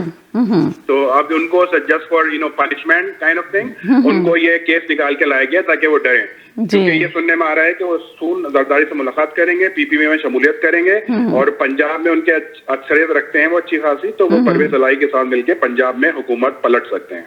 बस ये है चक्कर सारा इसका। इसमें कोई ऐसी वो नहीं है कि बड़ा इंसाफ हो रहा है तो नदीम बाबर के साथ इंसाफ करके दिखाएं या हाफिज शेख के साथ इंसाफ करके दिखाएं, तो फिर बात होगी। शुक्रिया। बहुत अच्छी बात आपने मेंशन कर दी, शायद मुझे लगा कॉलर को पता ही नहीं थी। जी हेलो जी समीना बहन, अच्छा मेरे ये समझ में नहीं आती कि लोग क्या चाहते हैं। जहांगीर तरीन पे पहले बोलते थे कि हाथ नहीं डालते, वो तो उनके दोस्त हैं, उन्होंने तो ये करप्शन किया है, उनके साथ में इंसाफ नहीं हो रहा, बाकी तो बस ये इनके पीछे पड़े हुए। आज जाके जब इसके ऊपर हिसाब हो रहा है, नैब हाथ डाल रहा है, उसके बेटे पे हाथ डाल रहा है, तो बोल रहे हैं सुबह क्यों हाथ डाल रहे हैं। जी भाई आप एक तरफ तो बैठ जाओ, कभी आप तो बिल्कुल वही हो गए मौलाना फजलुर रहमान की तरह, थाली का बैगन कभी इधर लुढ़क रहे कभी उधर लुढ़क रहे। एक जगह टिक जाओ भाई।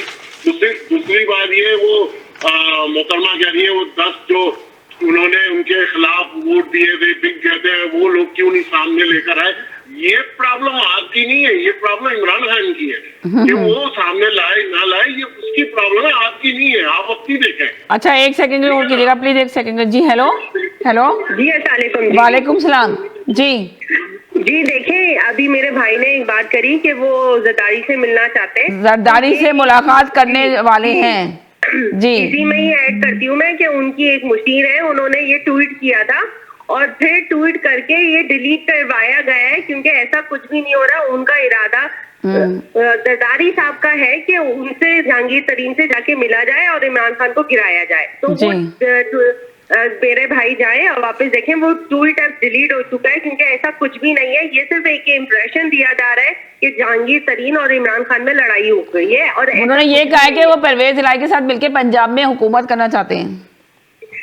वो तो जरदारी चाहता है ना, क्योंकि वो अब लोगों की बातों का प्रेशर ले रहा है, क्योंकि वो वाकई में उसकी सिंध के अलावा कहीं पे भी सीटें नहीं है, ना ही पंजाब में, ना ही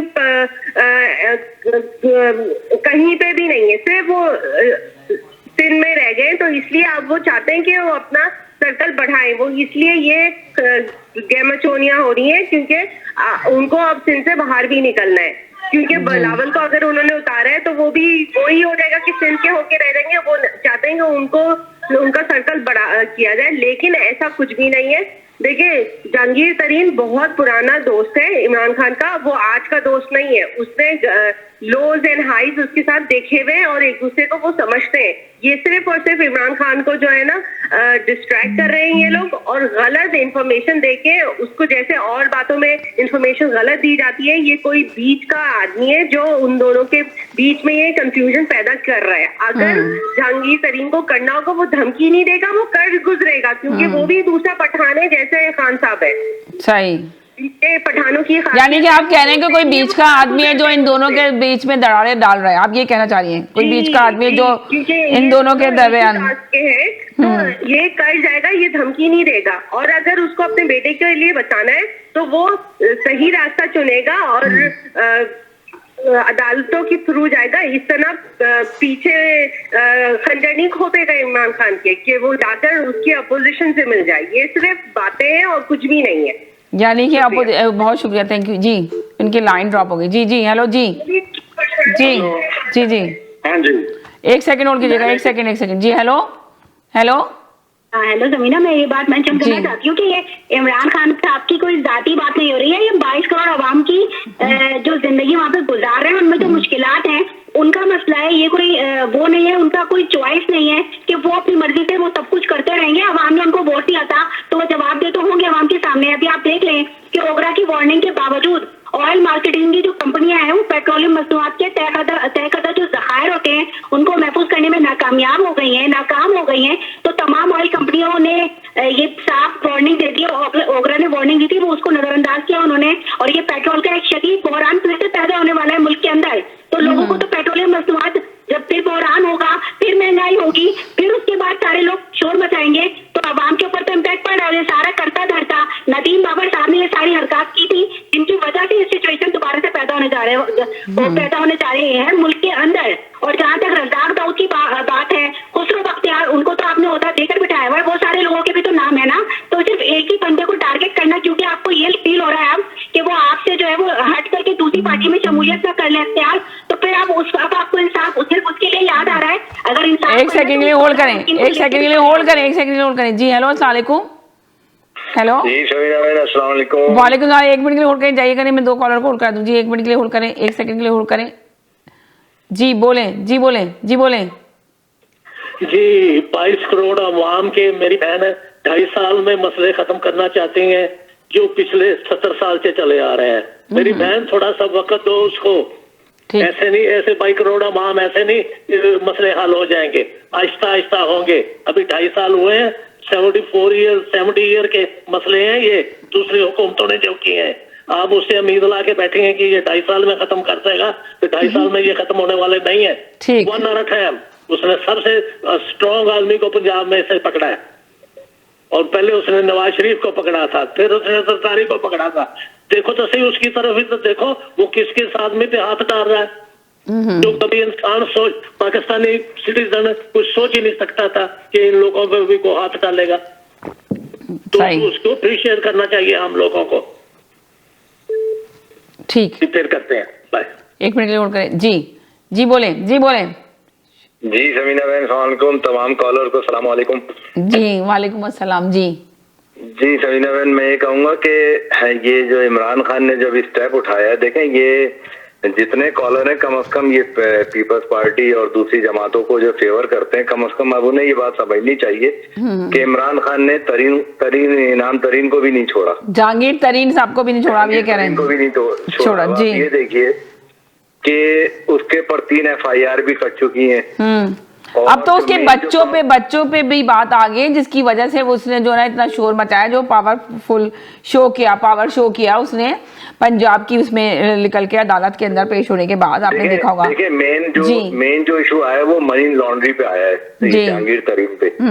जो 3 FIR कटी है, इस पे नहीं कटी है चीनी पे। देखिए चीनी का तो मसला ये है कि जो अपोजिशन है, अब आप इन्होंने देखे PDM करा, और जितने दुनिया भर का इन्होंने 30-40 साल से पाकिस्तान को मसाइब में उलझाया हुआ था।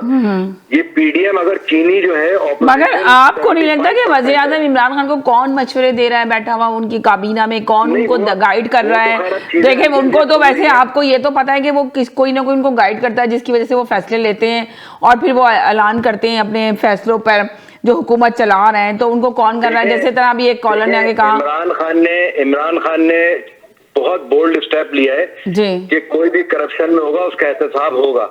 अब यहाँ पे जो मगर आप मुझे ये बताएं कि इमरान खान का एहतसाब होगा, मगर आज आपने सुना होगा कितने जो मुजरिम थे जो अदालतों में बंद पड़े थे, आज वो जमानत पे रिहा हो गए, बल्कि निकलने के बाद उन्होंने कहा कि जी हना नैब ने तो कुछ करा ही नहीं, ये तो पंजाब की नैब तो बहुत जबरदस्त है।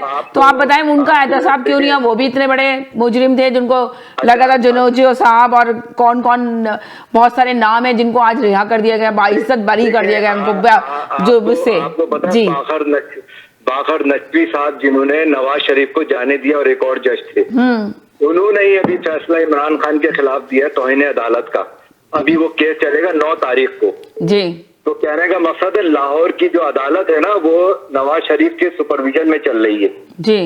अच्छा होल्ड करें एक सेकंड। जी जी जी जी जी जी जी। जो दूसरी चीज है, जो देखें अब आप ऑपोजिशन को ले लें, पीपल्स पार्टी ले लें, नवाज लीग ले लें, फजलुर रहमान ले लें, रमजान आ रहा है, ये ऑपोजिशन 75% चीनी माफिया, इनकी इंडस्ट्री, इनकी शुगर मिले हैं, क्या ये 50 रुपए में ये लोग नहीं कर सकते? ये लोग अब आप ये देखिए चीनी की बात कर रहे हैं, तो वो जो चीनी के जो मिल वाले हैं हसन इकबाल साहब जो बड़े, उनको आज बुलाया गया था, उनका केस चल रहा था बाकायदा। हुकूमत ने वो कह दिया कि रमजान के लिए 80 रुपए की चीनी होगी, जबकि उनको पड़ रही है 110 रुपए की चीनी।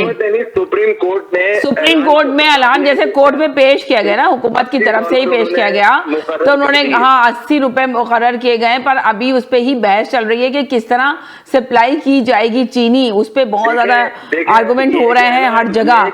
चलें एक छोटे से ब्रेक की तरफ जा रही हूँ, ब्रेक के बाद वापस आती हूँ और उसके बाद यहीं से गुफ्तगू और सिलसिला चलाती हूँ जी। नवाज शरीफ जरदारी, अरे कहीं नहीं जाइए, ब्रेक के बाद वापस आते हैं तो बात करेंगे जी। बताइए नवाज शरीफ जरदारी क्या? अच्छा, इन लोगों की जो ऑपोजिशन की अगर ये 50 रुपए करवा देना ये शुगर मिल, तो आप समझ जाए कि ये लोग अपने ये अवाम के लिए ऑपोजिशन कर रहे हैं। लेकिन यहाँ पे ये प्रूव हो गया कि ये अपने आप को बचाओ तहरीक के लिए आगे बढ़े। ये तो बिल्कुल आपकी बात हकीकत है कि कोई भी अवाम के लिए नहीं है इस वक्त जी जी। सिंध में जो वैक्सीनेशन जो अभी आई है, सिंध गवर्नमेंट ने थर्ड पार्टी के थ्रू जो खरीदारी करी है, 3 अरब का टीका लगाया सिंध गवर्नमेंट ने फेडरल गवर्नमेंट को। सही। एक छोटे से ब्रेक की तरफ जा रही हूँ, ब्रेक के बाद वापस आती हूँ, साथ रहिएगा।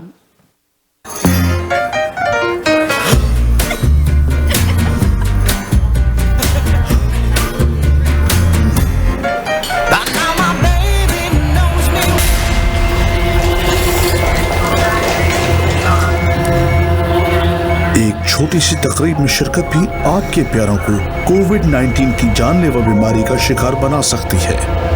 जब तक सबको वैक्सीन नहीं लग जाती, अपने घरों में रहें और जिंदगियां बचाएं। Manjula. Oh, Anushka. Thank God you remembered us after such a long time. Your house is so elegant. You must have gone through a hard time to find this kind of place. This didn't take much effort in finding thanks to Riaz. Pupudu and I mentioned the things we really wanted, and according to that, Riaz found this house. And he also showed us the path to buy a new house while keeping our old house. Oh, Manjula, can you give me the number of Riaz so I could contact him today itself? A household name, Riaz Rauf, Rushdie Rauf.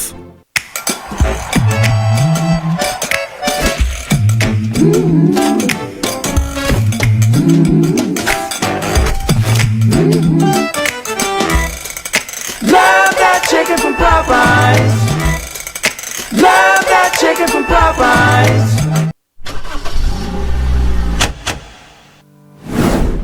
दो 2020 का लाजवाब offer, जहां हम 0% financing पर आपकी मनपसंद car दे रहे हैं, फ्री विंटर टायर्स, और साथ ही हम मुफ्त ऑयल चेंज भी दे रहे हैं, वो भी उम्र भर के लिए। अभी आएं और इस लाजवाब ऑफर का लुत्फ लें। जल्दी करें, आपका खुशामदीद हमारे आउटलेट में, जो कि 60 Queens Plate Drive at intersection close to highway 27 and Rexdale opposite to Woodbine race track. जल्द से जल्द इस ऑफर का लुत्फ लें। आज ही कॉल करें सुनील अग्रवाल को 647-703-0218। GTA का सबसे ज्यादा देखा जाने वाला टीवी चैनल आवाज इंटरटेनमेंट के साथ मिलकर बनाए आपके बिजनेस को और भी बेहतर। हम आपके कंपनी या बिजनेस को एक अनोखे अंदाज में पेश करेंगे, जिससे आपके बिजनेस में और ज्यादा इजाफा होगा। हमारे फेसबुक, यूट्यूब और वेबसाइट को रोजाना लाखों लोग देखते हैं। हमारे पास हर किसी के एडवर्टाइजमेंट की जरूरत के हिसाब से पैकेज अवेलेबल हैं। आज ही 416-786-9809 पर कॉल करें और अपना एडवर्टाइजमेंट बुक कराएं। आवाज इंटरटेनमेंट, आवाज आपकी, चैनल हमारा, जुड़िए हमसे। आवाज इंटरटेनमेंट कनाडा का सबसे ज्यादा देखा जाने वाला उर्दू हिंदी टीवी चैनल अब दस्तयाब है सैटेलाइट और केबल पर। India, Pakistan, Saudi Arab, United Arab Emirates, Australia, New Zealand, United Kingdom और कई सारे मुमालिकों में दस्तयाब। दुनिया के कोने कोने में पहुंचेगी आपकी आवाज, सिर्फ और सिर्फ आवाज इंटरटेनमेंट के साथ। जी नाज़रीन, हम गए थे एक छोटे से ब्रेक की तरफ। ब्रेक के बाद वापस आए। आप देख रहे हैं अपने पसंदीदा प्रोग्राम तकरार और आप देख रहे हैं अपने चैनल आवाज इंटरटेनमेंट में। देख रहे हैं हमारे साथ एक कॉलर मौजूद है। हम देखते सारे कॉलर हमारे साथ मौजूद थे, मगर सभी चले गए, ड्रॉप हो गए कि बस ब्रेक की तरफ जाना है। तो गर्मा गर्म शो चल रहा था, मैं चाह रही सब कॉलर रहते। अब आपको ज्यादा टाइम दूंगी, सही कह रहे हैं, अब आपको ज्यादा टाइम दूंगी इसलिए कि आप मेरे साथ होल्ड पे ही रहे। जी जी जी, तो मैं ये कहूंगा समीना बहन, आप मुझे बताएं, अगर इमरान खान कह रहे हैं ना लोग कि पिछली हुकूमतों की तरह ही वो इनमें और उनमें क्या फर्क है, इनमें और उनमें बहुत बड़ा फर्क है। अगर ऐसा फर्क नहीं होता तो वो जाकिर तरीन को सेव करते, वो नैब और कोर्ट में केस ही नहीं जाने देते, उसको सेव करते।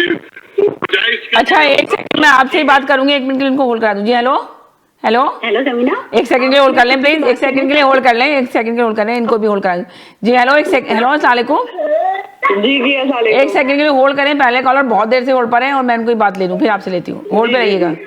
जी हेलो, जी जी जी बोलें जी, छोटी सी बात। तो बिल्कुल बहुत बड़ा फर्क है। उन्होंने तो चाहा कि बिल्कुल सामने आए अवाम के, जैसे पिछले लोगों की सारी चोरियां अवाम के सामने लाए। आप मुझे बताएं, उस इमरान खान की हुकूमत से पहले किसको पता था किस तरह मुल्क में चोरी होती थी, किस तरह चीनी के ऊपर सट्टा खेला जाता है? किसी को पता था कि किस तरह मनी लॉन्ड्रिंग होती थी, किस तरह पैसे ये लोग बाहर भेजते थे और वापिस आ जाते थे? बात ये है कि 40 साल से इन लोग हाथों में पट्टी बांध के कोलू की बैल की तरह चारों तरफ घूम रहे थे। इन लोगों को अभी तक उसी का नहीं पता। तो यही बात होती है। अब ये शख्स आया, इसने आंखें खोली आप लोगों की, कि आपको बताया कि किस तरह आप लोग लूट रहे थे, किस तरह आपका खून चूसा जा रहा था। तो थोड़ा सा इंसान अपना माइंड यूज करे और देखे, आंखें खोले। अब वक्त है। अब वो ही नहीं कि कहते ना कि कुएं के मेंढक की तरह उछल उछल के बस नवाज शरीफ पीपल्स पार्टी, जरदारी, एक ही जगह आप लोग फंसे रहे। अब थोड़ा आगे बढ़ो भाई, मुल्क दुनिया चेंज हो रही है। और इंशाल्लाह देखेंगे आप इमरान खान बहुत तरक्की की तरफ है। और देखिए सच्चाई हमेशा जीतती है, ये याद रखिए। इंसाफ सच्चाई हमेशा जीतेगी। जिस मुल्क का सरबरा चोर नहीं होगा वो मुल्क तरक्की करेगा, आज नहीं कल करेगा जरूर। चलें, ठीक है, ठीक है। बहुत सारे कॉलर आ गए, 1 मिनट के लिए होल्ड करें जी। बहुत शुक्रिया, थैंक यू सो मच जी। मैं होल्ड करें जरा प्लीज, सबसे पहले कॉलर कर देती हूँ जी बोलें जी। हेलो जी। सिर्फ ये कहना चाहती हूँ कि मैं पिछले 70 साल की पुरानी बात नहीं करना चाहती हूँ। ऑब्वियसली उन जो पुरानी हुकूमती थी उनका हिसाब इनसे नहीं लेना चाहती, लेकिन इन्हीं की हुकूमत में गुज़िश्ता साल जून में जो पेट्रोलियम का बहरान शुरू हुआ था, उसमें कौमी खजानों को अरबों रुपए का चूना लगाया गया था और वो करने वाले नदीम बाबर साहब थे। तो वो कहाँ चली गई बात, जरा ऑडिट करवाते ना। पेट्रोलियम, जितनी भी पेट्रोलियम कंपनियां थी, ऑयल मार्केटिंग की कंपनियां थी, तो उनका फ्रांसिक ऑडिट कराते तो खुलकर सामने आता ना कि किसकी वजह से ये चूना लगाया अवाम के ऊपर। जो कि अभी भी इस साल भी यही सिचुएशन आने वाली है कि फिर से पेट्रोल का बहरान पैदा होने वाला है। तो जरा उन लोगों के नाम भी सामने ले आए। जब आपको जिस बंदे से आपकी लड़ाई हो गई उसको आप कह रहे हैं कि ये देखो भाई अब लड़ाई हो गई थी, वो जैसे अपने दोस्तों का नाम लेके सामने आ रहा है। कल तक तो लोग कह रहे थे कि नहीं भाई वो देखेंगे कि क्या बात है क्या नहीं है, और उन्होंने निकाला तो है, साइड पे तो रखा हुआ है। अब जब उनके काम के नहीं रह रहे तो आप कह रहे हैं कि मैं उनका एहतसाब कर रहा हूँ। एहतसाब करना, सफाई करनी है, तो उन 16 लोगों के मुतालिक क्या ख्याल है आपका? जाहिर सी बात है, इतने बेवकूफ तो है नहीं कि उन 16 जो उन्होंने पैसे खाए हुए अवाम के, वो उन लोगों को निकाल कर आप जो है अपनी हुकूमत नीचे गिरा दें। तो इसलिए मैंने कहा कि आप ही वही हैं, आप ही सिर्फ अपने इक़्तिदार को टूल देना चाहते हैं। आपको इससे कोई गर्ज नहीं है कि उसके लिए आप कौन कौन सी हरकतों से सकनात कर रहे हैं। तो आप भी सियासत जाने, आप भी सियासत के न्याय अवाम से ना आपको कोई, आप तो अपनी जाती लड़ाई में ही मुलविस है, चाहे अपोजिशन के साथ हो या चाहे आपके किचन कैबिनेट के अंदर हो। तो आप अपनी जात के लिए लड़ाई लड़े, अवाम के लिए नहीं आप लड़ाई लड़े। और अवाम को अच्छी तरह पता था, पहले भी यही होता था कि कौमी खजाने को अरबों का नुकसान होता था, और अभी भी यही हो रहा है। तो अवाम तो वहीं की वहीं खड़ी है, अवाम पे इसका कोई असर नहीं पड़ रहा है। मैं सिर्फ ये कहना चाहती हूँ। बहुत शुक्रिया समीना जी। हेलो जी। हेलो जी, अस्सलाम वालेकुम जी। वालेकुम सलाम जी। देखिए ये सब जो है ना एक खेल खेला जा रहा है। असल सारी बात ये है, आप देखिए मरियम साहिबा कितनी अच्छी बच्ची बनी हुई है ना, कोई शोर शराबा मरियम साहिबा और है ना फजलुर रहमान साहब बिल्कुल चुपके लगे हुए हैं। 1 सेकंड होल्ड कीजिएगा था, 1 मिनट के लिए जी बोलें जी। हेलो। अवाम को सब कुछ पता है कि क्या करना है। ये तो अभी हथेली पे सरसों जमाने वाली बात कर रही है कि क्यों नहीं हुआ जी। 2.5 साल में रहन क्या होगा जो पिछले 40 साल का 70 साल का गंद है, वो 2.5 साल में पूरा नहीं होगा। जरा आहिस्ता आहिस्ता होगा। अभी 3 का हिसाब हो रहा है, नेक्स्ट टाइम 3 और पकड़ लेगा, 3 उसका हिसाब होगा। ऐसे ऐसे दुनिया का सिलसिला चलता है। आप तो अभी समझ रहे हैं कि 24 आवर में दुनिया के फैसले कर दो, ऐसे नहीं होता। सही, जरा इंतजार करें, काम शुरू हो गया है ना, वो ऑयल वाले भी आएंगे, सारे आएंगे। और जहांगीर तरीन को राख नहीं है पंजाब का, इससे बहुत कम लैंड है इसके पास। इसमें सारी लैंड है जो कॉन्ट्रैक्ट पे ली हुई है लोगों से, ये काम करवा के पैसे देता है। इसको जिम्मेदार करने का तरीका आता है, ये लोगों से ज्यादा प्रॉफिट कमाता है क्योंकि इसको तरीका आता है करने के लिए। जो हमारे दूसरे पंजाब के जिम्मेदार है, उनके पास 300 मरबा जमीन है, लेकिन वो लेजी होके वहां बैठे होते हैं। वो अपनी लैंड को वो वॉच नहीं कर सकते, जिसका दिल करता है वो चोरों के माल लाठियों के गद वाला हिसाब है पंजाब में। ये खुद करवाता है सारा काम, वहां बैठ के इसने लोग रखे हुए हैं जो शाम को सबको पैसे देता है, ये तुम्हारे एक दिहाड़ी के पैसे हैं। ऐसे जो जिम्मेदार, और हमने 10-10 मरबे वाले जिम्मेदार भी 6 माह गंदम खरीद के खाते देखे हैं। ठीक, इसको तरीका करने का। ठीक है, बाय जी। हेलो जी। देखिए मैं कह रही थी कि जो है क्यों ये खामोश बैठे हुए और ये तरीन साहब के ऊपर क्यों इतना फोकस किया जा रहा है, वो इसलिए क्योंकि जैसे वो हमें पूरी आवाम को बताया गया था, प्लेटलेट हर किसी की जबान पे था, तो अब एक और नई बीमारी आ गई है जो इनकी बेटी को है। तो जो है उसका एक बाईपास हुआ था, यानी कि हार्ट अटैक वाला नहीं, ये दूसरा बाईपास होता है जिसमें शुगर लेवल जो है ना प्रॉब्लम्स होती हैं। तो वो जो अदनान डॉक्टर साहब आए, उन्होंने ये इजाद की है कि उनको जो है इंसुलिन नहीं लग सकती है, उनको जो है शुगर का प्रॉब्लम नहीं है, लेकिन उसकी एक सर्जरी होनी है जो सिर्फ बाहर हो सकती है, वो यहाँ नहीं। मरियम नवाज साहबा की एक सर्जरी होनी है, वो बाहर हो सकती है, ये कह रही हैं आप? जी, तो ये एक नई बीमारी लेके आए मार्केट में। पहले तो प्लेटलेट्स के लिए आए थे, तो वो इसलिए अच्छी बच्ची बनी हुई है कि वो बहुत बीमार है, और ये एक नई मार्केट में बीमारी आई है जो सिर्फ उनको हुई है और किसी को नहीं हुई, जो इलाज नहीं हो सकता। तो वो अच्छी बच्ची बन के और बाहर का रास्ता ढूंढ रही है, और तरीन साहब को आगे कर दिया गया है कि फोकस अब यहाँ पे चला जाए। वो कहते हैं ना कि पिक्चर के पीछे भी कुछ और चल रहा होता है। अब आप देख लेती हैं तो बैकग्राउंड में बहुत कुछ हो रहा होता है जो आपको पता है, ठीक है ना। ये वही कहानी है, बैकग्राउंड में बहुत कुछ हो रहा है, उनके लिए जाने की तैयारियां तेजी से बढ़ रही हैं, लोगों से बहुत बैकग्राउंड में बातें की जा रही हैं। तो अब उनके ऊपर से फोकस हटा दिया गया है, क्योंकि उन्हें अब पापा पास जाना है, बहुत जोर से पापा पास जाना है। अब वो कहते हैं ना, तोते की जो है ना जादूगर जो होता है उसकी जान तोते में होती है, तो इस तोती में जो है नवाज शरीफ की जान है। जब तक वो नहीं जाएगी तो कुछ नहीं होगा, अब वो इमरान साहब मरोड़ के ही रहेंगे। और दूसरी ये बात, मेरी बहन आती है और वो पहले माशाल्लाह से अब 2 साल होते जा रहे हैं आपके प्रोग्राम के साथ जुड़ते हुए, तो मेरी बहन तरीन साहब के पीछे लगी हुई थी। अब वो जो है नदीम बाबर के पीछे लगे हैं, तो आप उनको कहेंगे सांस ले, सबकी बारी आएगी। पहले वो तरीन साहब के पीछे पड़ी हुई थी, उनको पकड़ लिया तो अब उनसे प्रॉब्लम है। अब वो बाबर साहब के पीछे पड़ गए, तो अब उन्हें पकड़ेंगी तो उनको उससे भी प्रॉब्लम हो जाएगी। तो मतलब बोले हौला हाथ रखे। अभी सिर्फ 2.5 साल हुआ है, 2.5 साल में इमरान खान ने इतना शऊर दे दिया हमारे लोगों को, उनको पता चले कि ब्रॉडशीट क्या है, माफिया क्या होता है, ये लोगों को नहीं पता था। इतना शऊर तो है कि अब पता चलने लगा है कि ये भी सब चीजें होती हैं, मुल्क को किस तरह लूटा जाता है माफिया बन के। और एक और चीज आपको बताती चलूंगी, उन्होंने ये शऊर भी दे दिया कि सेनेट के इलेक्शन में वोट बिकता है, बोलियां लगती है, मंडी लगती है। ये चीज भी आप लोग को नहीं पता है। 1 सेकंड 2 मिनट के लिए होल्ड करें जी। हेलो जी, हेलो अस्सलाम वालेकुम जी। वालेकुम सलाम जी। हाँ, फिर मैं दोबारा कहूंगा, ये केस जो है पॉलिटिकली मोटिवेटेड है जी। इतने इंसाफ पसंद हैं, तो आप सबसे पहले जरदारी साहब को बच्चा जानता है वो क्या चीज है, या उनके साथी क्या चीज है। आप उनसे हाथ मिला रहे हैं। हाँ। उनके केसेस के आगे आपने आंखों में पट्टी चढ़ाई हुई है, और यहाँ पे आप केस लेकर आए हैं क्योंकि वो आपसे अलग होना। होल्ड करें, मैं लूंगी, आप लोगों को लूंगी, जाए नहीं, होल्ड करें बस प्लीज। जी बोलें। तो मैं ये कहता हूँ, तो ये पॉलिटिकली मोटिवेटेड केस है, और अगर इतना इंसाफ पसंद है ना, तो स्टार्ट करें जरदारी साहब से। अगर उसमें इतना उनके अंदर इतना दम है, या जो भी है, उनसे आप हाथ मिला रहे हैं। बच्चा जानता है कि वो आदमी क्या करता है और क्या किया है, जो भी केसेस है, सबको पता है ये बातें जी। तो ये ऐसा कोई इंसाफ पसंद ही नहीं है, तो ये सिर्फ ड्रामेबाजी है। ठीक कहना चाहता हूँ मैं। शुक्रिया जी। हेलो जी बोलें जी। अभी बार हमें 16 लोगों की बात होती है। इमरान खान वो 16 लोगों को पकड़े। अरे भाई, पहले सर्कस वालों को तो पकड़े जो पुराने कारतूस है, और उसका 12वां खिलाड़ी भी भाग रहा है, वो भी भागा हुआ है। और ये सर्कस वाले इमरान खान का कुछ नहीं कर सके, तो जहांगीर तरीन पे अब इन लोगों ने उस पे यक्का लगाया कि ये कुछ करेगा। आप ये सोचे, 12वां खिलाड़ी जो मिडिल मैन था, जो ब्रोकर था, जो कोयले का काम करता था, वो कोने उसको लगा दिया।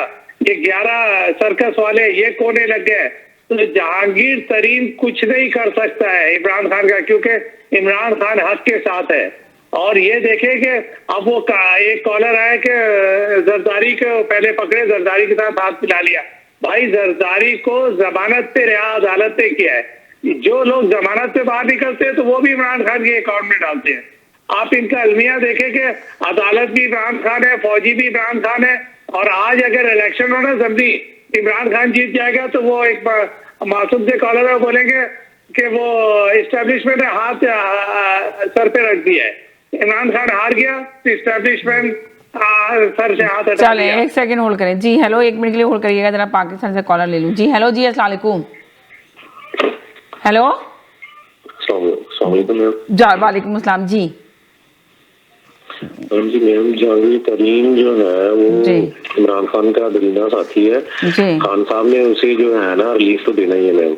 ये नहीं हो सकता कि वो खान साहब उसे रिलीफ ना दे। खान साहब तो अभी तक ये तस्लीम नहीं कर रहे कि वो गिल्टी है। वो तो अभी भी कह रहे हैं कि अदारों के ऊपर है। और वैसे भी पाकिस्तान में वैसे कोई टूटी भी चोरी कर ले तो कहते हैं नवाज शरीफ ने की है। अभी खान साहब तो आप ये देखिए, मगर जहांगीर तरीन को जो वज़ीर-ए-आज़म इमरान खान ने वो किया है, तो आप देखिए जहांगीर तरीन तो उनका पक्का दोस्त था और उन्हें जहांगीर तरीन ने बहुत तहरीके इंसाफ को बनाने में उनका बहुत बड़ा हाथ था और एतमाद का वोट जहांगीर तरीन ने दिलाया। तो मगर एक बात सुने जी जी बोलेंगे, क्या कह रहे हैं आप?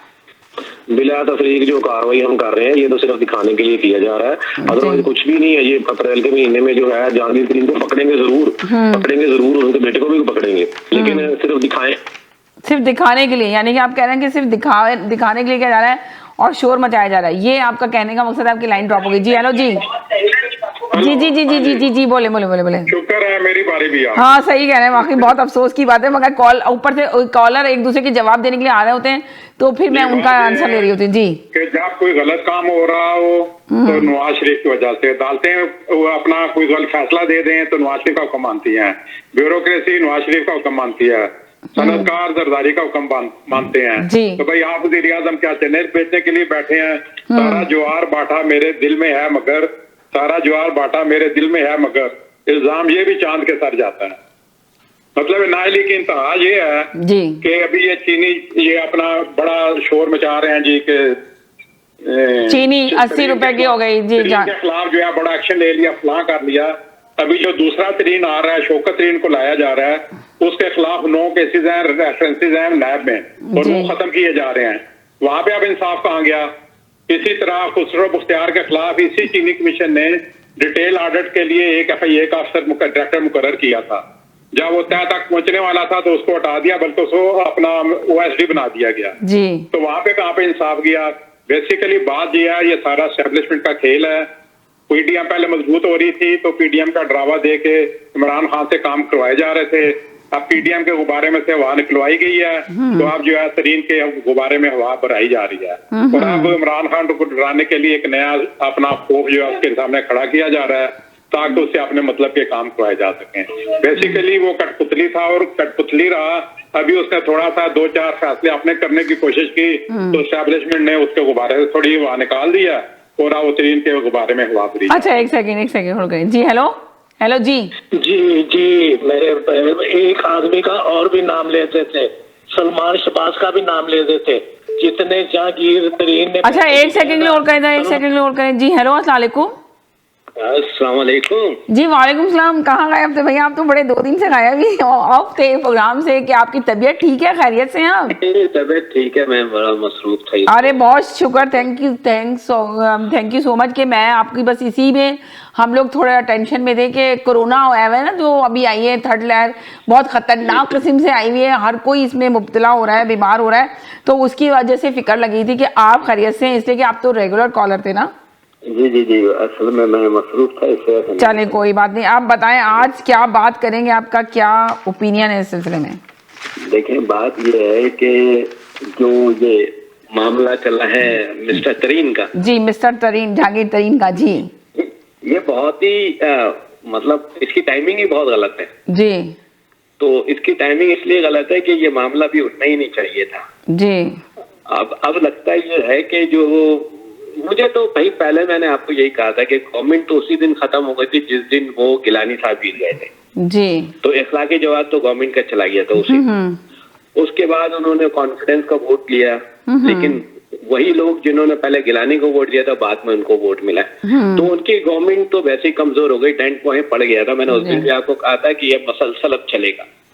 अब उनके पास दूसरी तरफ आप ये देखें कि गवर्नमेंट ने जो अपोजिशन ने जो बिल पेश करा वो उसने मनवा भी लिया। तो अपोजिशन ने ये भी दिखा दिया आपको कि वो जब चाहे सेनेट का चेयरमैन चेंज कर सकते हैं। इसी तरह पीपल्स पार्टी जब चाहे, नून लीग जब चाहे वो पंजाब में चेंज ला सकती है। उनके पास नंबर पूरे हैं, लेकिन नून लीग अभी मान नहीं रही।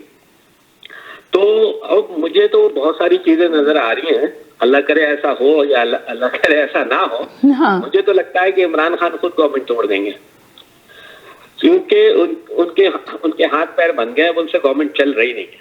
दूसरे ये कि पीपल्स पार्टी की अहमियत दिन ब दिन ज्यादा से ज्यादा बढ़ती जा रही है। आप अभी देखें कि पीपल्स पार्टी की गवर्नमेंट सिंध में है और आप देखिए कि चाइना के सफारतकार और रशियन सफारतकार वो जाके वहां मिले हैं जरदारी से और वो पीपल्स पार्टी की गवर्नमेंट से सिंध में। तो उनका तो क्रेडिबिलिटी है जी। और हो सकता है ये फ्यूचर प्लानिंग जो कि ये जो लोग होते हैं आगे क्या होने वाला है। यानी कि आपको भी लग रहा है कि हुकूमत की जो पॉलिसियां हैं वो गलत रुख पे जा रही हैं? भाई हुकूमत तो है ही नहीं ना इसका। आप देखिए, पहली बात तो पाकिस्तान का ये जो हम सब इतनी देर से बातें कर रहे हैं जी, जहांगीर तरीन और मरियम नवाज, क्या पाकिस्तान की ये प्रायोरिटी है जी, या पाकिस्तान की प्रायोरिटी मईशत है, खारिज पॉलिसी है, दाखिला पॉलिसी है? किसी भी गवर्नमेंट की ये 3 प्रायोरिटीज होती हैं कि जो मुल्क मायशी तौर पे इकोनॉमिकली मजबूत होगा, स्ट्रांग होगा, लोग पूरी दुनिया उसकी बात सुनती है जी। तो हमारी प्रायोरिटी जो है सबसे पहले होनी चाहिए थी इकोनॉमी, उसके बाद होनी चाहिए थी foreign policy and interior policy. हम लग गए जो है वो पीछे नवाज शरीफ के और उसके हमने उनको दोबारा जिंदा कर दिया जी। अब जो सिनेरियो बन यही रहा है, मुझे नहीं लगता कि गवर्नमेंट बहुत दिन चलेगी। 1 साल तो चलेगी, खैर 1 साल चलेगी, खैर 1 साल चलेगी। 1 साल में अभी गवर्नमेंट को कुछ नहीं हो सकता, इसलिए कि अपोजिशन अभी नहीं चाह रही कि गवर्नमेंट खत्म हो, इनकी हुकूमत खत्म हो। अपोजिशन भी नहीं चाह रही है, मगर जिस तरह के ये जो इख्तलाफात हो रहे हैं कि पहले पीडीएम टूट गई, पीडीएम में इख्तलाफात हो गए, फिर इसके बाद अब जहांगीर तरीन का केस आ गया, तो ये चीजें जो हो रही हैं वो उसका असर आवाम पे बहुत खराब हो रहा है, ये चीज कहेंगे जी। गवर्नमेंट जो है ना इस पोजीशन में आइंदा इलेक्शन में जाने की पोजीशन में है नहीं। गवर्नमेंट को बनना है सियासी शहीद जी। इमरान खान को अगर वो इलेक्शन में जाएंगे तो अभी देखिए वजीर आजम इमरान खान जो है ना वो काफी ठीक करने की कोशिश करते हैं, पर ये लगता है कि शायद सियासत में वो थोड़ा कमजोर हैं। अब वो जो उनके लोग बैठे हुए हैं, हाँ बहुत कमजोर हैं सियासत के अंदर, जो उनको गाइड करते हैं, जो लोग उनको गाइड कर रहे हैं वो गलत गाइड कर रहे हैं। मेन चीज ये है जिसकी वजह से बेचारे वजीर आजम इमरान खान का नाम खराब हो रहा है इस वक्त। नहीं, आप बात ये है कि बहुत सारे लोग पाकिस्तान में बहुत मजबूत गवर्नमेंट देखना भी नहीं चाहते, समझे, ये भी एक वजह है। दूसरी वजह ये है कि गवर्नमेंट इसलिए भी रहेगी कि अभी मैंने आपको पहले भी कहा था 2 महीने पहले कि अभी जो अफगानिस्तान का मसला चल रहा है खित्ते में, उसमें देखिए ये जो अभी वजीर भी ये जो आए हैं रशियन वजीर खारजा, वो भी अफगानिस्तान के मामले पे ही मुज़ाकरात करने आया है या मामला तय करने आया है जी। तो मामला इसी गवर्नमेंट से तय होंगे, तो इस वजह से ये गवर्नमेंट नहीं हो सकता माइनस इमरान खान हो जाए, हो सकता है शाह महमूद कराची वज़ीर आज़म बन जाए, हो सकता है कोई अपोरी गवर्नमेंट बन जाए, उसमें पीपल्स पार्टी का बड़ा हिस्सा हो, क्योंकि ये जो वज़ीर खारजा लेवल की चीज है या सफीर लेवल की चीज है वो पीपल्स पार्टी से वैसे तो मिलने नहीं जाएंगे ना जी, तो कुछ ना कुछ वजह होगी। अभी जहांगीर तरीन का मामला बिला वजह लाया गया, इस वजह से अगर इमरान खान में थोड़ी सी भी अकल होती तो ये मामला इस वक्त लेके ही नहीं आते जी। अब जहांगीर तो यही तो कहा जा रहा है कि वज़ीर आज़म इमरान खान को जिसने मशवरा दिया बहुत गलत मशवरा दिया, बहुत गलत गाइड किया उनको जी। जहांगीर तरीन के साथ वही सारे लोग हैं जो किसी जमाने में पीपल्स पार्टी में थे, फिर काफ लीग में चले गए, फिर नून लीग में चले गए और फिर उसके बाद अब तहरीक इंसाफ में राजा रियाज, बीबी भरवाना है, वो नोमान लंगड़ियाल हैं, ये सारे पीपल्स पार्टी के पुराने लोग हैं। उसके बाद ये काफ लीग में नून लीग से होते होते अब तो ये इनका कोई दीन ईमान नहीं है जी। इनको जिस दिन पता चलेगा कि नेक्स्ट गवर्नमेंट अबूरी आ रही है, ये सारे उसमें चले जाएंगे जी। एक सर्वे भी अभी आया है, आपकी आवाज नहीं क्लियर आ रही, प्लीज। हेलो जी, अब जी बोलें, 1 सेकंड के लिए होल्ड कीजिएगा, जरा 1 मिनट के लिए जी। हेलो जी जी जी, अस्सलाम वालेकुम। ये दिन को तारे और दिन को ख्वाब देख रहे हैं कि वो इमरान खान चले जाएगा। अभी शेरवानी सिलाई थी, उस दिन भी यही कह रहे थे, फिर कहते कहते ये कह गए 1 साल तो ये रहेगा। तो भाई 1 साल के बाद तो इलेक्शन ईयर शुरू हो रहा है जी। आप ये देखें और मुल्क में गवर्नर्स नहीं है, इकॉनमी सही नहीं है, तो इसमें आप लोग वफादार हो अपोजिशन और 11 सर्कस वाले और 12वां खिलाड़ी है मौलाना, तो आज रिजाइन दे तो मुल्क को तो बचाओ। क्यों इमरान दुश्मनी कर रहे हो, क्यों मुल्क दुश्मनी कर रहे हो भाई? आज जरदारी की बात कर रहे हैं कि गिलानी की बात कर रहे हैं, तो उसी दिन वो वोट ऑफ कॉन्फ्रेंस दे देते, तो भाई मुल्क को बचा लो भाई। आप मुल्क को, इमरान खान को डालो वो जेल में, वोट ऑफ कॉन्फ्रेंस दे वो आप रिजाइन दे दो, मुल्क तो बचाओ, मुल्क की बात करो। तो मुल्क बचाने में भी सियासत कर रहे हैं कि मुल्क को नुकसान होने दे रहे हैं, ये इनकी सोच देखे। और हमेशा आते वो यही कहते हैं कि मुझे तो ये लग रहा है कि हाथ हटा लिया, हाथ रख दिया, हाथ हटा लिया, हाथ रख दिया। अरे भाई, और अभी कहते कहते कह के 1 से आप ये जाने वाला कह रहे 1 साल तक तो ये नहीं जाएगा। मतलब इनको अपने ही स्टेटमेंट में कॉन्फिडेंट नहीं है। Thank you so much. जी जी जी बोलें जी। हाँ, तो मैं ये कह रहा था कि देखिए जब चीजें होने लगती हैं तो पाकिस्तान की हिस्ट्री रही है कि वो सर्वे आया करते हैं जी, कौम का जहन बनाया जाता है। तो अभी एक रिसेंटली मैंने देखा 2-3 सर्वे आए। एक सर्वे में सवाल ये था कि क्या मौजूदा गवर्नमेंट या अपोजिशन जो है वो लोगों के मसाइल हल कर सकती है। तो जवाब में था 49% नहीं। तो जो लोग सर्वे करवा रहे हैं वो लोगों का जहन बना रहे हैं, वो बता रहे हैं आपको कि ये मौजूदा गवर्नमेंट भी लोगों के मसाइल हल नहीं कर सकती और अपोजिशन भी नहीं हल कर सकती। तो फिर कौन हल कर सकता है आपको पता है। तो वो फिर एक अबूरी गवर्नमेंट बनेगी, एक सेटअप बनेगा और उसके बाद कहा जाएगा कि भाई ये गवर्नमेंट नाकाम हो गई और आइंदा इलेक्शन तक ये अबूरी गवर्नमेंट काम करेगी। इसमें शाह महमूद कुरैशी जो है वजीर आजम होंगे, बिलावल भुट्टो जो है वो वजीर इस तरह का कुछ कर आगे सेटअप। ये पाकिस्तान की तारीख है। क्योंकि देखें ये जो आपकी यानी कि आप कह रहे हैं कि सर्वे आया तो जिसमें आया मौजूदा गवर्नमेंट जो मसाइल हल कर सकती है, अपोजिशन हल कर सकती है, तो आया है कि नहीं। एक सेकंड के लिए होल्ड करिएगा, एक सेकंड होल्ड कीजिए। हेलो जी, वालेकुम सलाम जी। कैसी मीना? बस ठीक ठाक। मैं एक शेर सुनाना चाहूंगी जी कि ना मैं गिरा ना मेरे उम्मीदों के मीनार गिरे, ना मैं गिरा ना मेरे उम्मीदों के मीनार गिरे, पर कुछ लोग मुझे गिराने में कई बार गिरे। ठीक, बहुत शुक्रिया जी जी जी जी। आप कह रहे हैं कि सर्वे आया तो उसमें ना हुकूमत, आपने कहा कि ना आवाम के मसाइल ना हुकूमत हल कर सकती ना अपोजिशन जी। 49% लोगों ने कहा कि ये दोनों मसले हल नहीं कर सकते। तो आपको ये बताया जा रहा है कि अवाम ने ये तय कर लिया है कि ये गवर्नमेंट भी नाकाम है, निकम्मी है, कुछ नहीं कर सकती और अपोजिशन भी नहीं जी। तो अब जब ये दोनों नहीं करेंगे तो फिर तीसरा कौन है आपको पता ही है। तो फिर यही होगा। अब इमरान खान को भी ये बातें पता चल गई है, जहांगीर खान का मामला ऐसे ही नहीं आया। अब वो खुद भी गवर्नमेंट गिरा देंगे अपनी, हो सकता है जैसे हसी शहीद बन जाए। क्योंकि देखें आप मुझे बताइए कि कोई भी ये बोजदार के साथ नेक्स्ट इलेक्शन में जाएंगे, क्या ये पंजाब में जीत सकते हैं? आप मुझे बता दें खुद। जी जी जी। और ये इज टू लेट ना, 3 इयर्स हो गए। अब बोजदार को हटाएंगे, कोई नया आएगा, वो इलेक्शन का साल शुरू हो जाए।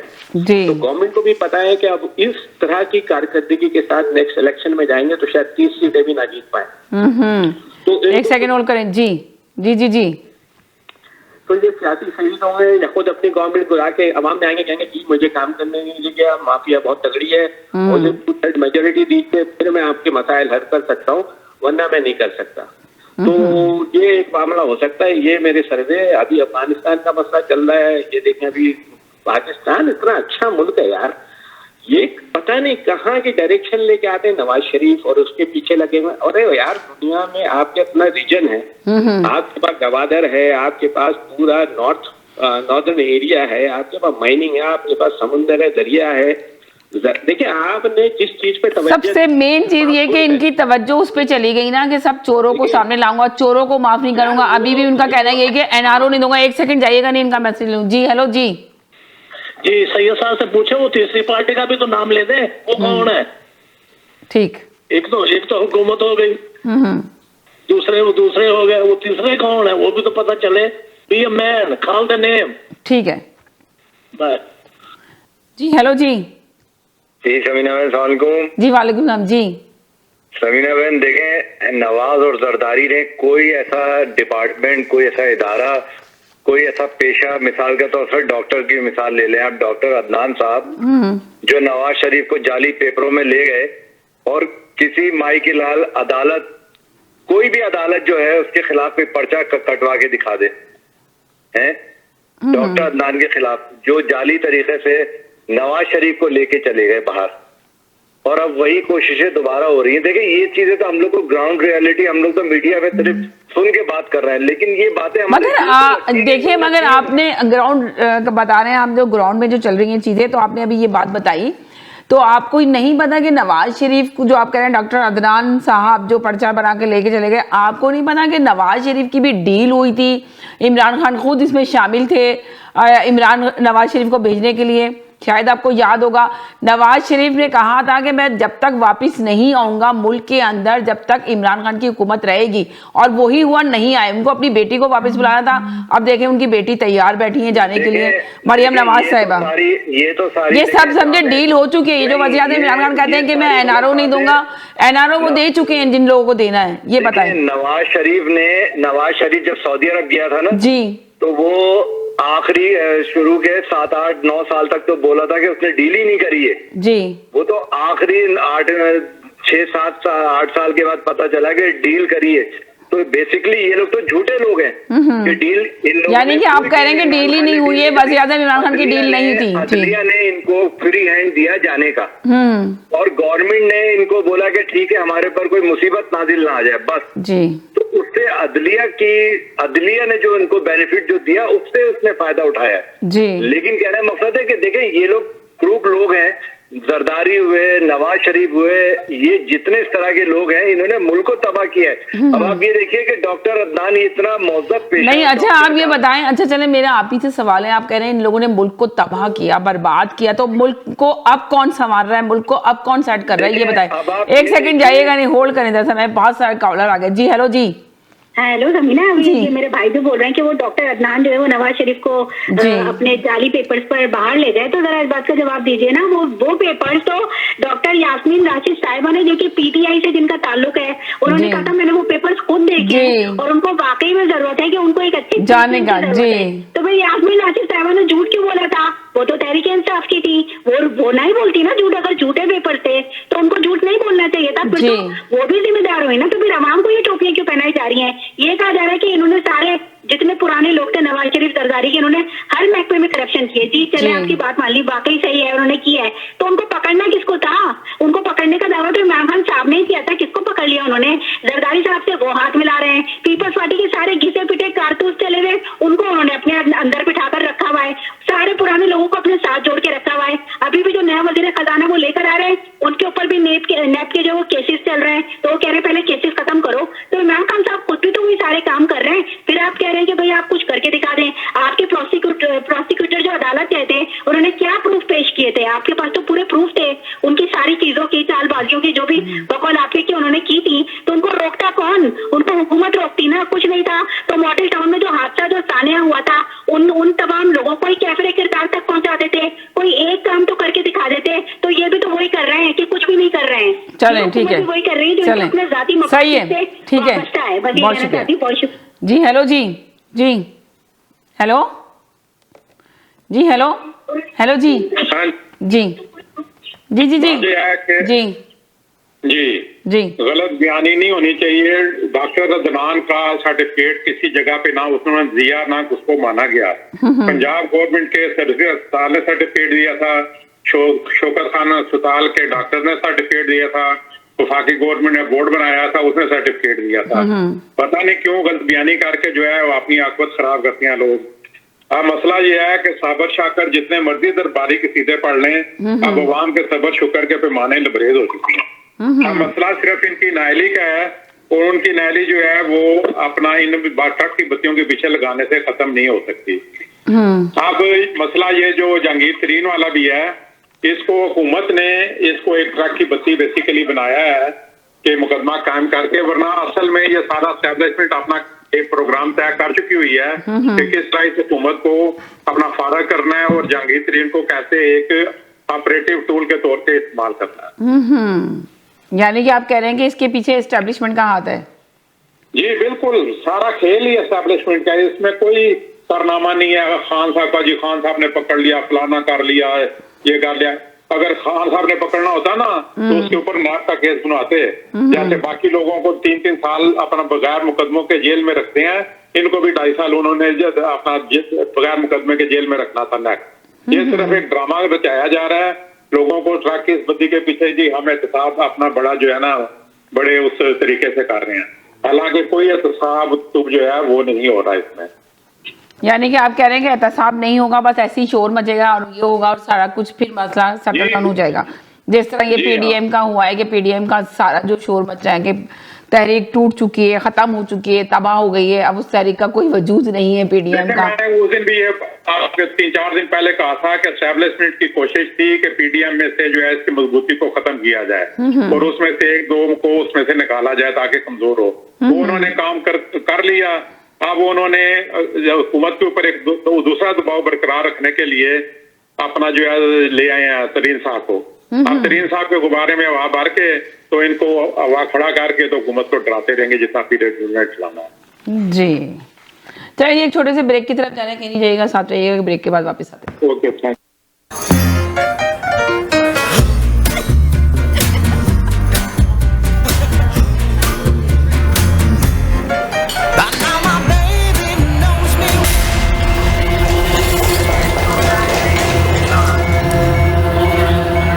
छोटी सी सोशल गैदरिंग भी घातक कोविड-19 वायरस को फैला सकती है, किसी ऐसे को जिससे आप प्यार करते हैं। जब तक हम सभी को वैक्सीन नहीं मिल जाती तब तक घर पर रहें, जाने बचाएं।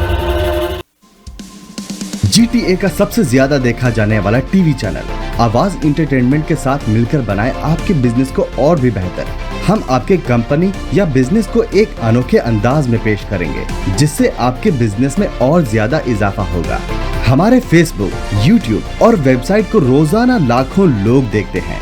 हमारे पास हर किसी के एडवर्टाइजमेंट की जरूरत के हिसाब से पैकेज अवेलेबल हैं। आज ही 4167869809 पर कॉल करें और अपना एडवर्टाइजमेंट बुक कराएं। आवाज इंटरटेनमेंट, आवाज आपकी, चैनल हमारा, जुड़िए हमसे। आवाज इंटरटेनमेंट कनाडा का सबसे ज्यादा देखा जाने वाला उर्दू हिंदी टीवी चैनल अब दस्तयाब है सैटेलाइट और केबल पर। India, Pakistan, Saudi Arab, United Arab Emirates, Australia, New Zealand, United Kingdom और कई सारे ममालिकों में दस्तयाब। दुनिया के कोने कोने में पहुंचेगी आपकी आवाज, सिर्फ और सिर्फ आवाज इंटरटेनमेंट के साथ। Manjula. Oh, Anushka. Thank God you remembered us after such a long time. Your house is so elegant. You must have gone through a hard time to find this kind of place. This didn't take much effort in finding thanks to Riaz. Pupudu and I mentioned the things we really wanted, and according to that, Riaz found this house. And he also showed us the path to buy a new house while keeping our old house. Oh, Manjula, can you give me the number of Riaz so I could contact him today itself? A household name, Riaz Rauf, Rushdi Rauf. Dixie electronics और appliances पिछले 16 सालों से खरीदारों की खिदमत कर रहे हैं। हम लगातार 4 सालों से खरीदारों की पहली पसंद बने रहने का अवार्ड हासिल कर चुके हैं। हम किचनर्स, बॉश, वर्लपूल, LG, सैमसंग और जनरल इलेक्ट्रिक के ऑथराइज्ड डीलर हैं। 5 स्टार खिदमत का लुत्फ लें। हम आप सभी को टीवी सबसे ज्यादा रियायती दामों पर देने की गारंटी देते हैं। www.dixieelectronics.ca हमारी वेबसाइट पर जाएं या अभी कॉल करें 9056255900। सभी बहुत ही मुनासिब कीमत पर दस्तयाब हैं जो आप बाआसानी से ले सकते हैं। At Dixie, we sell quality and deliver confidence. डिक्सी और एग्लिंटन के इंटरसेक्शन पे तशरीफ लाइए ज़ौक़ रेस्टोरेंट। जायकेदार लजीज खानों का मरकज, पाकिस्तानी, इंडियन और हक्का चाइनीज। आप हमसे लाइव बारबेक्यू और कैटरिंग के लिए राब्ता कर सकते हैं। राब्ते के लिए हमारा नंबर 9056257786। ज़ौक़ रेस्टोरेंट, ज़ौक़ वालों के लिए। देखिए लाइव जुमे का खुतबा हर जुमा दोपहर 1:30 बजे। हालाते हजरा हर हफ्ते की शाम 7 बजे। अवेयरनेस हर इतवार शाम 7 बजे। थिंक अबाउट इट हर मंगल शाम 7 बजे। कुछ खट्टी कुछ मीठी बातें सिर्फ बातों ही बातों में हर जुमेरात शाम 8 बजे। मस्ती की शाम हर इतवार शाम 8 बजे। बच्चों की दुनिया हर जुमा शाम 5 बजे। लेट्स फाइंड आउट हर बुध की शाम 7 बजे। देखिए तकरार, कीजिए तकरार समीना जबीन के साथ हर रोज रात 9 बजे और रिपीट सुबह 9 बजे। आप देख रहे हैं आवाज इंटरटेनमेंट, आवाज आपकी, चैनल हमारा, जुड़िए हमसे।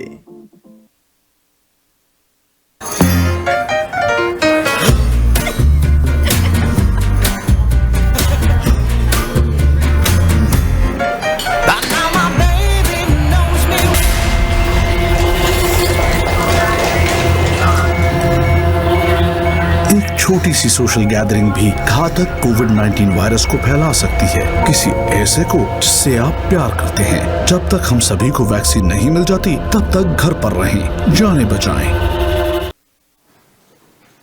जी नाज़रीन, हम गए थे एक छोटे से ब्रेक की तरफ। ब्रेक के बाद वापस आए, हमारे साथ एक कॉलर मौजूद है, उनसे ही बात करते हैं। जी हेलो जी। जी हेलो जी जी जी जी क्या कहेंगे आप? जी मैं ये कहूंगा, अभी एक मौसम आए थे, कह रहे थे कि जरदारी को क्यों नहीं पकड़ते, उसके ऊपर इतने करप्शन के केसेस हैं। तो केसेस नैब ने किए हैं, अदालतों ने किए हैं, इमरान खान ने नहीं किए हैं।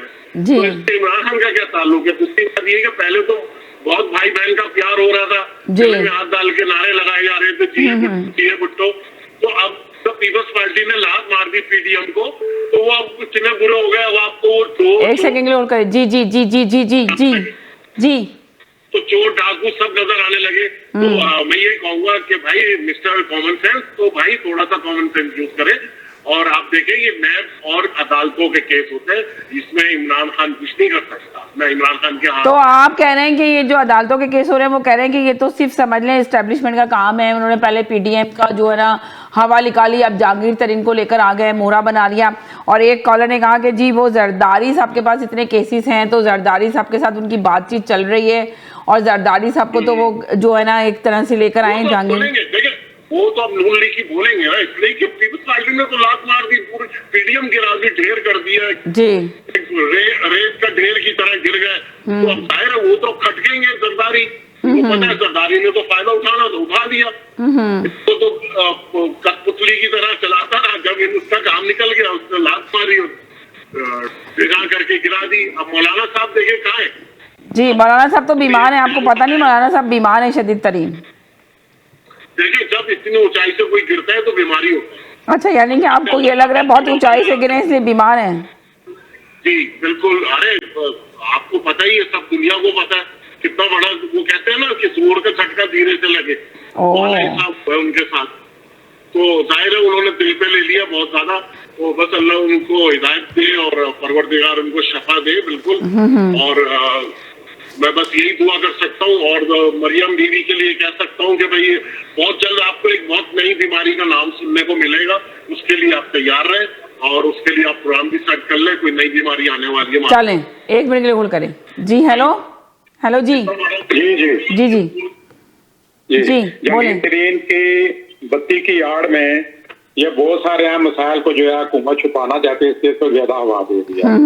अभी केपी के गवर्नर के लिए 3 बुलेट प्रूफ BMW खरीदी जा रही हैं। ये लोग जो हैं अपना सादगी का दावा करते थे। गेट नंबर 4 के अर्दली जो शेख रशीद साहब हैं, उसको बरतानिया ने वीजा ना देकर उसको ही नहीं विजिट किया, बल्कि उस कुरान को भी विजिट कर दिया है, जो कहा करता था कि मैं ग्रीन पासपोर्ट को इज्जत दिलवाऊंगा। इसी की आड़ में आजादी राय को दबाने के लिए एक बिल लाया जा रहा है, जिसमें फौजी अफसरों के खिलाफ तनकीद वालों को जो है अपना कैद और जुर्माने की सजाएं सुनाई जाएंगी। अब ये सिर्फ एक ट्रक की बत्ती लगा के जो अहम चीजें हैं उनसे अपना तवज्जो हटाई जा रही है।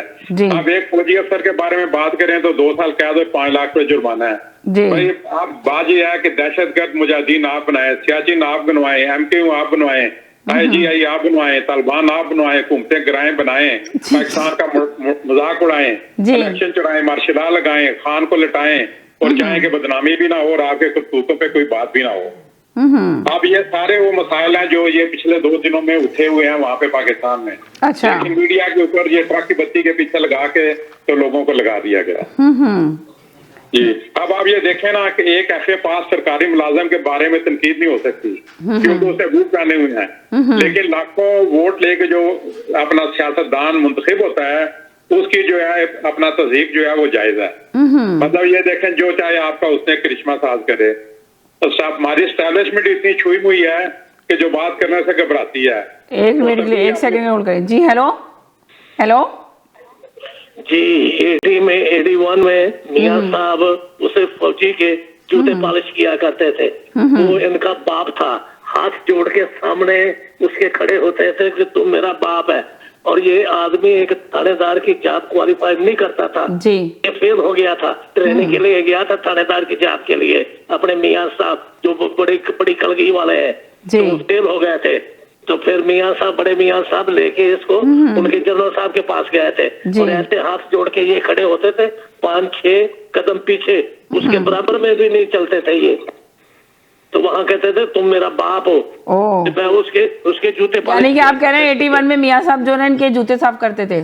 मैं कहता हूँ उसको हाथ जोड़ के कहा करते थे कि तू मेरा बाप है। अच्छा, ये तो नालायक से नालायक बचा था पंजाब का। अच्छा, हाँ, थानेदार की है ना, जिनको पता उससे बात करें आके कि थानेदार की जॉब ये क्वालिफाई नहीं किया था, ये फेल हो गया था। इसको बहुत शौक होता था ये यूनिफॉर्म पहन के ऐसे जरा चौड़े होकर चलने का, तो वो क्वालिफाई भी नहीं कर सका था। तो मियां साहब ने फिर जाके इसको कहा कि ये बच्चा है, इसको कुछ सिखाओ। तो इनकी किस्मत सुनेगी, भुट्टो साहब से पंगा चला था, तो उन्होंने इनको वहां का वजीर बना दिया, वजीर खजाना बना दिया पंजाब का।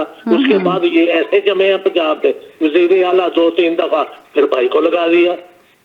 बेनजीर, खुदाई कसम मैं आपको बोल रहा, मैंने यहाँ बेनजीर को अपने कानों से सुनते देखा है कि कहती कि मेरे पास इतने पैसे नहीं है नवाज शरीफ का मुकाबला करने के लिए, उसने तो पंजाब लूट लिया हुआ है।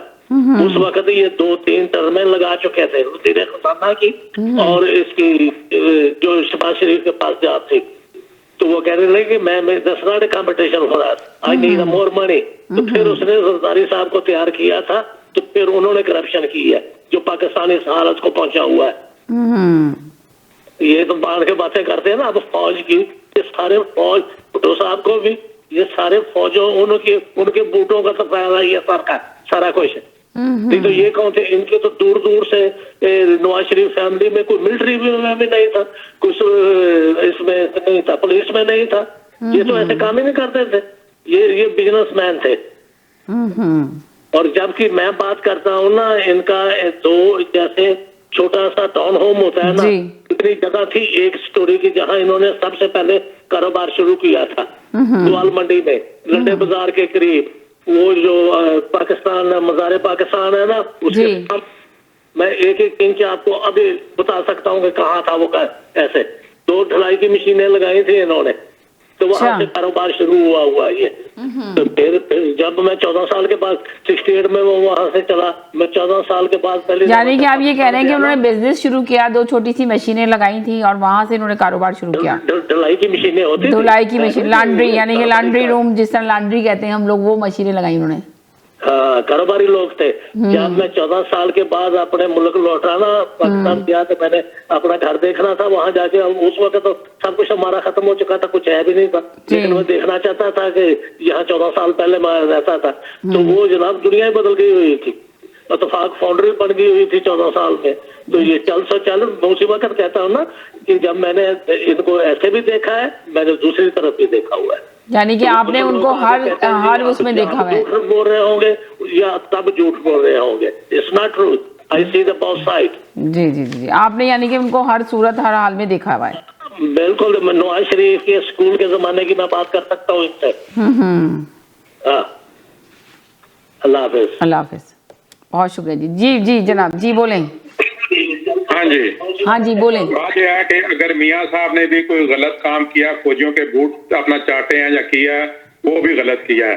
दूसरी बात यह है कि कुछ लोग जो हैं वो अपने पास से भी लगा के नवाज शरीफ के बारे में और उसकी फैमिली के बारे में वो अपने ऐसे बायोग्राफी पेश कर रहे होते हैं जैसे वो अपना बहुत बड़े हिस्टोरियन है।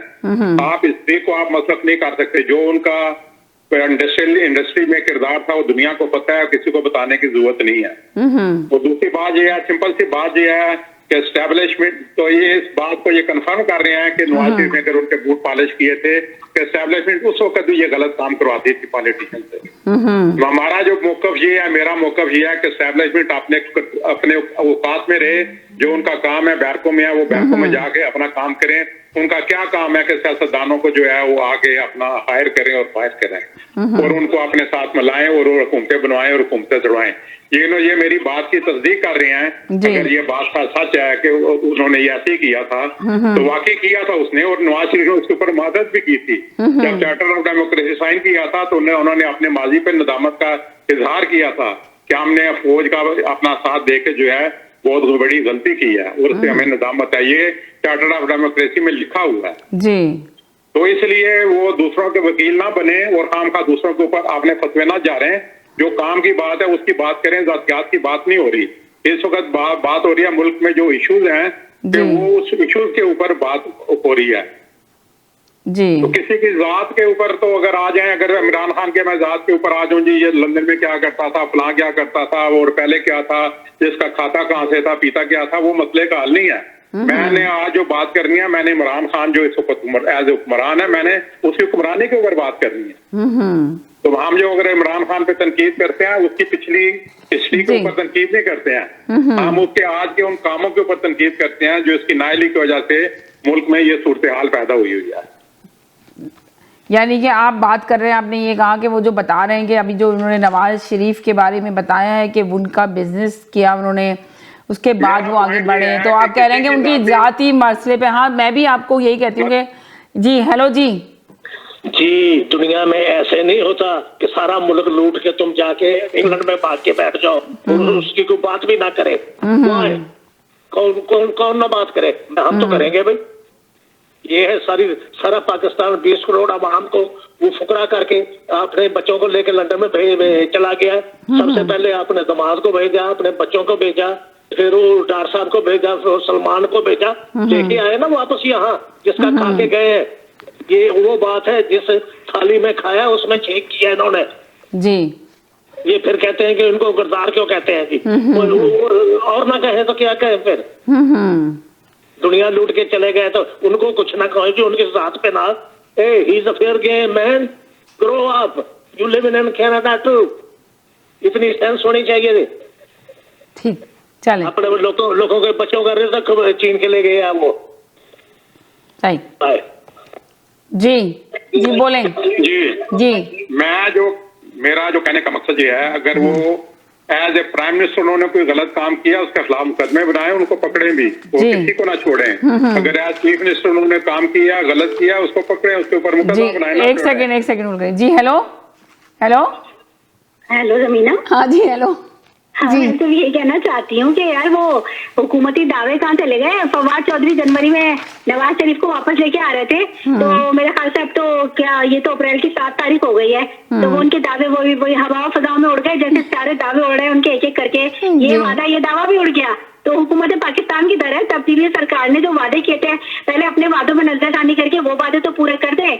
और जाहिर सी बात है इमरान खान साहब की जहाँ तक बात है तो जातियात से तो हमारा कोई ताल्लुक नहीं है, मेरा तो हरगिज कोई ताल्लुक नहीं है। मैं तो उनकी पॉलिसीज पे तनकीद करती हूँ और वो मैं कर सकती हूँ। तो अक्सर लोग ये कहते हैं कि भाई मैं हल्का हाथ रखूं, हल्का हाथ रखने की बात ही नहीं है। जो चीज गलत हो रही है उनके दौरे हुकूमत में उसके ऊपर से तो मैं तो निशानदेही करती रहूंगी, क्योंकि तकरार शो का तो फॉर्मेट ही यही है कि जिस चीज पे बात करने से लोग कतराते हैं, मगर जातियात नहीं, उनकी कारकर्दगी के ऊपर, उसके ऊपर जो पर्दे गिरे हुए हैं उसके ऊपर से मैं पर्दा उठाने की कोशिश करती हूँ और ये मैं हमेशा करती रहूंगी जब तक कि मैं इस प्रोग्राम से जुड़ी हुई हूँ। बहुत शुक्रिया समीना जी। जी हेलो जी हाँ जी। अब बात ये है कि पाकिस्तान में अगर कोई नाई धोबी जो है तालीम हासिल करके किसी आला मुकाम के ऊपर पहुंच गया है तो ये उसका क्रेडिट जाता है, उसकी काबिलियत थी कि उस मुकाम पे पहुंचा है।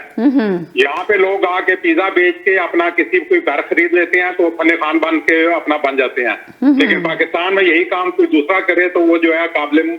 यही तो फर्क है इस मुल्क में और वो वाले मुल्क में, हमारे मुल्क में यही तो फर्क है। यहाँ पे आके आपने बड़ी अच्छी बात की, वहां से आते हैं तो हर काम कर लेते हैं, उसमें कोई बुराई नहीं समझते, और वहाँ पाकिस्तान में अगर वही काम समझा जाता है तो उसमें लगता है कि उनकी बहुत बड़ी तौहीन हो गई है, उनकी बेइज्जती हो गई है। पर यहाँ पे देखिए हमारे पढ़े लिखे इंजीनियर, डॉक्टर, आप देखिए क्या जॉब करते हैं शुरू में आके तो वही जॉबें कर रहे होते हैं ना, जो यहाँ की आवाम कर रही होती है। जी, जब मैं कनाडा में आया तो यहाँ पे हमारे एक अजीज लेबर जॉब कर रहे होते हैं, आपको पता होगा लेबर जॉब ही स्टार्ट करते हैं, जब अपना घर बेसमेंट से स्टार्ट लेते हैं, लेबर जॉब से लेते हैं, उसके बाद देखें तरक्की करते हैं आहिस्ता आहिस्ता करके। जी देखें अपना मेहनत में अजमत है, इसमें कोई शक नहीं है, कोई शक नहीं है, मगर हमारे अपने मुल्क में मेहनत करते हुए लोग बहुत ज्यादा वो करते हैं, छोटा बड़ा काम को बड़ी अहमियत देते हैं, पर यहाँ पे लेकिन ये बहुत अच्छी चीज है कि छोटा बड़ा काम कोई भी नहीं होता। मेरे एक अजीज है यहाँ, एक सेकंड हो गए, मैं आपसे बात करती जरा, ये कॉलर है। जी हेलो जी, ये बात को दूसरी तरफ जा रहे हैं, बातों को ट्विस्ट कर रहे हैं। जी, मैंने ये भी बताया कि उन्होंने काम कहाँ से शुरू किया था और 14 साल के बाद वो कहाँ पहुंच गए थे। मैंने ये भी बोला है कि इत्तेफाक फाउंड्री 14 साल में बन चुकी थी। इस आदमी की पता नहीं समझ में क्यों नहीं आता, मोटी समझ है इसकी, सारी बात सुने तो फिर बात करे। मैंने आपके सामने बोला, ये क्लियर करके बोली है। तो मैंने कौन सी उनकी बेइज्जती कर दी भी, कौन सी उनकी डिसरिस्पेक्ट कर दी है, उनकी लाइफ स्टोरी का बताया है। बाय। जी जी हेलो जी, जी हाँ जी, एक सेकंड बोल रहे हैं। जी हेलो जी, जी समीना बहन सलामकुम। जी वालेकुम सलाम। जी देखिए समीना बहन, ये जो तौहीन अदालत का जो केस है ना, वो अदालत को सारे फ्रॉड से बचा लेता है। जी, तो अभी जिस तरह से इमरान खान पे तौहीन अदालत का जो केस फाइल हुआ है, 9 तारीख को उसकी हियरिंग है जी, तो अब आप ये देखिए कि 4 अप्रैल को सवाल जवाब का जो सेशन हुआ था लाइव कॉल में जी, तो उसमें उन्होंने किसी कॉलर को बोला कि भाई हमने तो नवाज शरीफ को पकड़ लिया था, लेकिन अदालत ने जाने दिया, तो उस बेसिस पे तौहीन अदालत का केस जी। अब आप ये देखिए कि ये कब तक, ये किस तरह से ये चलता रहेगा। क्या अब ये टाइम नहीं आ गया कि 18वीं तरीम लगाए और ये फौजी अदालतें हों? ये सारा सब बिगाड़ सारी अदालतों की वजह से, क्योंकि ये देखें हमारे जितने कॉलर है ना, ये वही बात करते हैं, क्योंकि अदालत की वजह से सारा मैसअप हुआ। अदालत को ब्लेम नहीं कर रहे, गवर्नमेंट को कर रहे हैं। नवाज शरीफ जरदारी की वजह से इन लोग की हुकूमतों का हुआ, बोलते नहीं सारा जो है ना करप्शन जो हुआ 2.5 साल में शुरू हुआ है। क्योंकि मैं कुछ कॉलरों को तो देखता हूँ ये 2 साल से यही अल्फाज बोल रहे हैं उनके खिलाफ। तो कहने मकसद देखे, बीइंग एज अ पाकिस्तानी अगर सोचते हैं ना, तो उसमें ये बात जरूर जाएगी कि जो करप्शन है वो अब इस तरीके से नहीं हो सकती। उसके लिए सिर्फ डंडा चाहिए, वो आर्मी का डंडा ही सिर्फ चाहिए चलेगा, और उसके ऊपर जो है हाथ इमरान खान का होना चाहिए बस। बाकी ये जितने नवाज शरीफ, जरदारी, ये फजलुर रहमान के 40 लाख से ज्यादा जो मदरसे के बच्चों की, वो लाल मस्जिद वाला जो एक और अलग बतंगड़ है, जो लाल मस्जिद परवेज मुशर्रफ साहब के जमाने में जितने बदमाशी करी थी सारी, तो कहने मकसद है कि इन लोगों ने मजहब के नाम पे, इन लोगों ने सियासत के नाम पे एक गरीब आवाम को इन लोगों ने बेवकूफ बना के रखा हुआ, और अपना मुफाद जो है ना ये इस तरीके से हासिल कर रहे हैं। अब सिर्फ जो है ना ये 18वीं तरीम को खत्म किया जाए और अदालतें जो है ना आर्मी के कंट्रोल में ही आए, क्योंकि इसका हल यही है। बाकी रह गया ये जहांगीर तरीन के केस हैं, और अभी नदीम बाबर को भी हटा दिया है, जो मीडिया में जो सुना था उसको पेट्रोलियम से उससे हटा दिया, क्योंकि उसके ऊपर केस चल रहा है। लेकिन कहने का मकसद है कि देखे, ये एक आम पब्लिक को अप्रिशिएट करना चाहिए इमरान खान को कि उसने स्टेप उठाया है जी। और दूसरा रह गया ये कि जरदारी नवाज, देखे जरदारी को कौन पकड़ सकता है? इतनी बड़ी जगह उसने क्लिफ्टन में घेरी हुई जगह, कितने लोगों का उसमें नाजायज जो खून पैसे कमाई की उसमें नाजायज कब्जा किया हुआ है क्लिफ्टन पे। वो है माइकल लाल, उसके खिलाफ कोई खड़ा हो जाए वहां पे, और सोने पे सुहागा वो जरदारी की औलाद, क्या नाम है, नाम भी जहन से निकल गया, बिलावल भुट्टो, हाँ बिलावल जरदारी जी। अब वो आके ऐसी सी बात करता है, कोई यानी कि कोई कॉग्निटिव बात ही नहीं है कि जो तजुर्बे से कोई बात कर रहा हो, वो बात कर रहा है जो पर्चे पे। मगर अभी आप ये देखें, मगर बिलावल भुट्टो बहुत अच्छी, आप ये देखें बिलावल भुट्टो बहुत अच्छी बात कर रहे हैं और बहुत ज्यादा तरीके की बयानियां हैं उनके। आप बयानियां तो सुने जो उन्होंने दिए हैं अभी पीडीएम के लीडर। देखें बात ये नहीं होती पढ़ के बोल देना या उस माहौल को करके। देखे, सबसे बड़ी करप्शन तो ये है, उसने अपनी माँ का मुकदमा जो है ना नहीं लड़ा उसने जरदारी के खिलाफ, उसकी इंसानियत तो वही खत्म हो गई जी। बीइंग एज अ इंसान और अपनी और दुनिया पे मीडिया पे बोलने के जरदारी ने उसकी वालदा को मरवाया। कहने मकसद है, देखे ये लीडरशिप वाली क्वालिटी नहीं है, ये आप भुट्टो वाली कारकर्दगी बोल सकते हैं कि भुट्टो ने जिस तरह से 40-50 साल से तबाह किया, सिंध को तबाह कर दिया। एक सेकंड होल्ड करें, एक इनका कॉल ले लूं। जी हेलो जी। जी ऐसे जो अब मुझे बात ही भूल गई। चले कोई बात नहीं। बिलावल साहब की बात हो रही थी, तो बिलावल साहब को अगर लीडर बनना है ना, दुनिया में नाम रहे इसका हमेशा, तो कराची को सुबह बना दे, ठीक, ऐलान, और 18वीं तरमीम खत्म कर दे, ठीक, तो सारी जिंदगी इसका नाम रहेगा पाकिस्तान में कि हाँ भी कोई लीडर पैदा हुआ था। तो बाकी जो वो मिलिट्री की वो अदालतें हैं, ये ना जरदारी ने बनने देनी है, तो ना नवाज शरीफ ने बनने देनी है, क्योंकि सबसे पहले इनकी गर्दन फंसेगी। सही। हाँ, वो अदालतें कभी कई दफा वो ये पास हुए हैं, लेकिन ये लोग नहीं बनने देंगे वो, क्योंकि उसमें इतनी सजा होती है, 8 दिन में सजा, 15 दिन में सजा के चलो भाई फारग हो जी। मिलिट्री की अदालत ये नहीं बनने देंगे ये जो सियासतदान है। ये तो भूल जाए ना आप। ठीक, ये पाकिस्तान में कई दफा हुआ है, 71 से काम शुरू हो गई है। अच्छा ठीक है, अल्लाह हाफिज। जी हेलो जी। हाँ जी। जी हाँ जी। सबसे पहली बात तो ये हर दूसरे दिन हर दूसरा बंदा आके 18वीं तरमीम की बात करता है जी। मेरी इन सबसे गुजारिश है कि पहले 18वीं तरमीम एक दफा पढ़ लें, तो फिर आकर बहस करें, तो मेरे ख्याल में ये दोबारा कभी 18वीं तरमीम के ऊपर तनकीद नहीं करेंगे जी। दूसरी बात हो रही है फौजी अदालतों की। मुल्क में 35-36 साल फौजी अदालतों ने काम किया है और जो सबका डिक्टेटरों की हुकूमत थी। उसके अलावा सिविलियन दौर में भी कुछ अदवार में फौजी अदालतों ने कुछ अरसे के लिए काम किया है, लेकिन इन फौजी अदालतों ने क्या मुल्क में अमन ले आए और क्या मुल्क में अपना हालात बेहतर करा दिए। जितनी करप्शन इन फौजी अदालतों ने की, उतनी शायद सिविलियन अदालतों ने तो पिछले 70 साल में भी नहीं की होगी 10%, जितनी वो 35-36 सालों में। क्योंकि ये होता था कि अपना केस गया है अपना पुलिस में, तो होता था फौजी अदालत में जाना है या फलां पे जाना है। अच्छा, जो फौजी अदालत में जाना है तो उसका रेट अलग होता था, सिविल अदालत में अलग रेट होता था। और वहां पे मैं उस दौर में 2 दफा मैंने खुद भुगता हुआ इन फौजी अदालतों को। ये जो है ये अपने आप को खुदा समझते थे, ये अपने टेबल को कोई, अगर मैं एक दफा गया एक पेशी के ऊपर, एक मेरे सीनियर एग्जीक्यूटिव थे उनके साथ, तो उसने उसकी टेबल को हाथ लगा लिया था अपना ब्रिगेडियर की, तो उसने कहा get out 5 yard behind bloody civilian, ये इनके अल्फाज थे। तो ये इन लोगों ने जितना मुल्क में जो है अपना अंधेर नगरी मचाई और करप्शन का दौर दौरा किया। हाँ, मुझे ये बता दें जितने ये डिक्टेटर गुजरे हैं, किसके दौर में कभी कोई 1 इंच भी अपना यूनिट बिजली भी पैदा हुई? मसवाई अयूब खान के वो मंगला बना था, वो वर्ल्ड बैंक के तावन से बना था, उसके अलावा और किसी के। उसके अलावा ये बता दें किस डिक्टेटर के दौर में, जिन फौजी अदालतों के दौर में एक अस्पताल भी बना, ये बता दें उनके दौर में एक भी यूनिवर्सिटी बनी हुई हो। बातें लोग बहुत आगे कर जाते हैं, उनके गुण गाते हैं, लेकिन उनके कारनामे भी जरा बता दें मुझे, एक चीज मेंशन कर दें उन्होंने कोई काम किया हो। ना उन्होंने तालीम में काम किया, ना उन्होंने हेल्थ में काम किया, ना उन्होंने इंफ्रास्ट्रक्चर में काम किया। मसवाई अयूब खान के दौर में जो वर्ल्ड बैंक को जो इंडस ट्रीटी जो 2 दरिया भेजे थे, उसके बदले में जो पैसे मिले और एक डैम बन गया था उसमें। तो इसलिए बातें वो करें जो हकायक हों। हाँ, एक सेकंड के लिए और करें जरा। जी हेलो जी। जी इनके पास इतनी भी करतूत नहीं है हुकूमतों के पास कि किसी को एक टीका लगवा सके। टीका भी फौजी लगाते हैं आके, नालियां भी फौजी साफ करते हैं, जलजले में भी फौजी करते हैं, सैलाब में भी फौजी होते हैं, लड़ने के लिए भी फौजी होते हैं, लोगों को दबाने के लिए मुर्दा खानों तक वो फौजी होते हैं।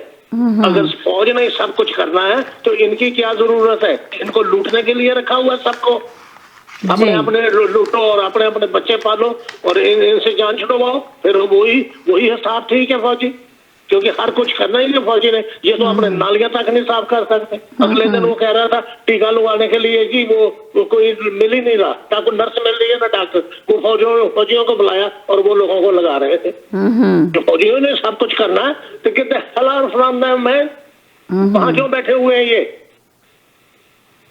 ठीक, फौजियों। जी हेलो जी। जी जी जी हेलो, इनकी लाइन में ड्रॉप हो। जी हेलो जी। हाँ जी। हाँ जी। ये फौजी क्यों आते हैं, मैं इसका जरा जवाब देता हूँ। जब फौज जो है सिविल गवर्नमेंट की हेल्प के लिए जब भी कभी आती है तो वो पैसे चार्ज करती है उनको। जब रेंजर शहर में आती है, किसी मुल्क में बुलाई जाती है, तो पर डे जो है उनको पेमेंट की जाती है जी। अब आप ये देखें, कराची में नाले सफाई होने थे, अब वो मीटिंग हुई वहां पे, तो वहां पे कोर कमांडर उस मीटिंग में बैठा हुआ था। क्यों बैठा हुआ था भाई कोर कमांडर? नाले सफाई होने हैं, कोर कमांडर क्यों बैठा हुआ है वहां पे? कोई अपना छोटे ऑफिसर को भेज सकते थे, लेकिन वो नालों की सफाई के टेंडर होने थे, वहां पे माल बनना था, इसलिए वो वहां पे पहुंच गए। उसके अलावा वो ठेका जो है उन्होंने FWO को अपना दिलवाना था, और FWO जो ठेके देती है वो सिविलियन ठेकों से हमेशा 20% ज्यादा होते हैं। उसके अलावा ये जब टीके लगाने के बुलाए जाते हैं, इवन सैलाब के लिए भी जब बुलाए जाते हैं, जितने दिन ये फील्ड में रहते हैं प्रोविंशियल गवर्नमेंट उनको पेमेंट करती है, वो मुफ्त में काम नहीं करते हैं, they are paid for that. ठीक जी, चले जी, बहुत शुक्रिया तमाम कॉलर का, बहुत शुक्रिया करते हैं आज जो प्रोग्राम में शामिल हुए। अब बस जाते जाते बस हम यही कहेंगे, खुश रहें, मुस्कुराते रहें, जिंदगी बहुत खूबसूरत है, अपना ख्याल रखिएगा, दुआ में याद रखिएगा, जिंदगी रही, इंशाल्लाह कल फिर मुलाकात होगी। जब तक के लिए इजाजत चाहते हैं, अल्लाह हाफिज।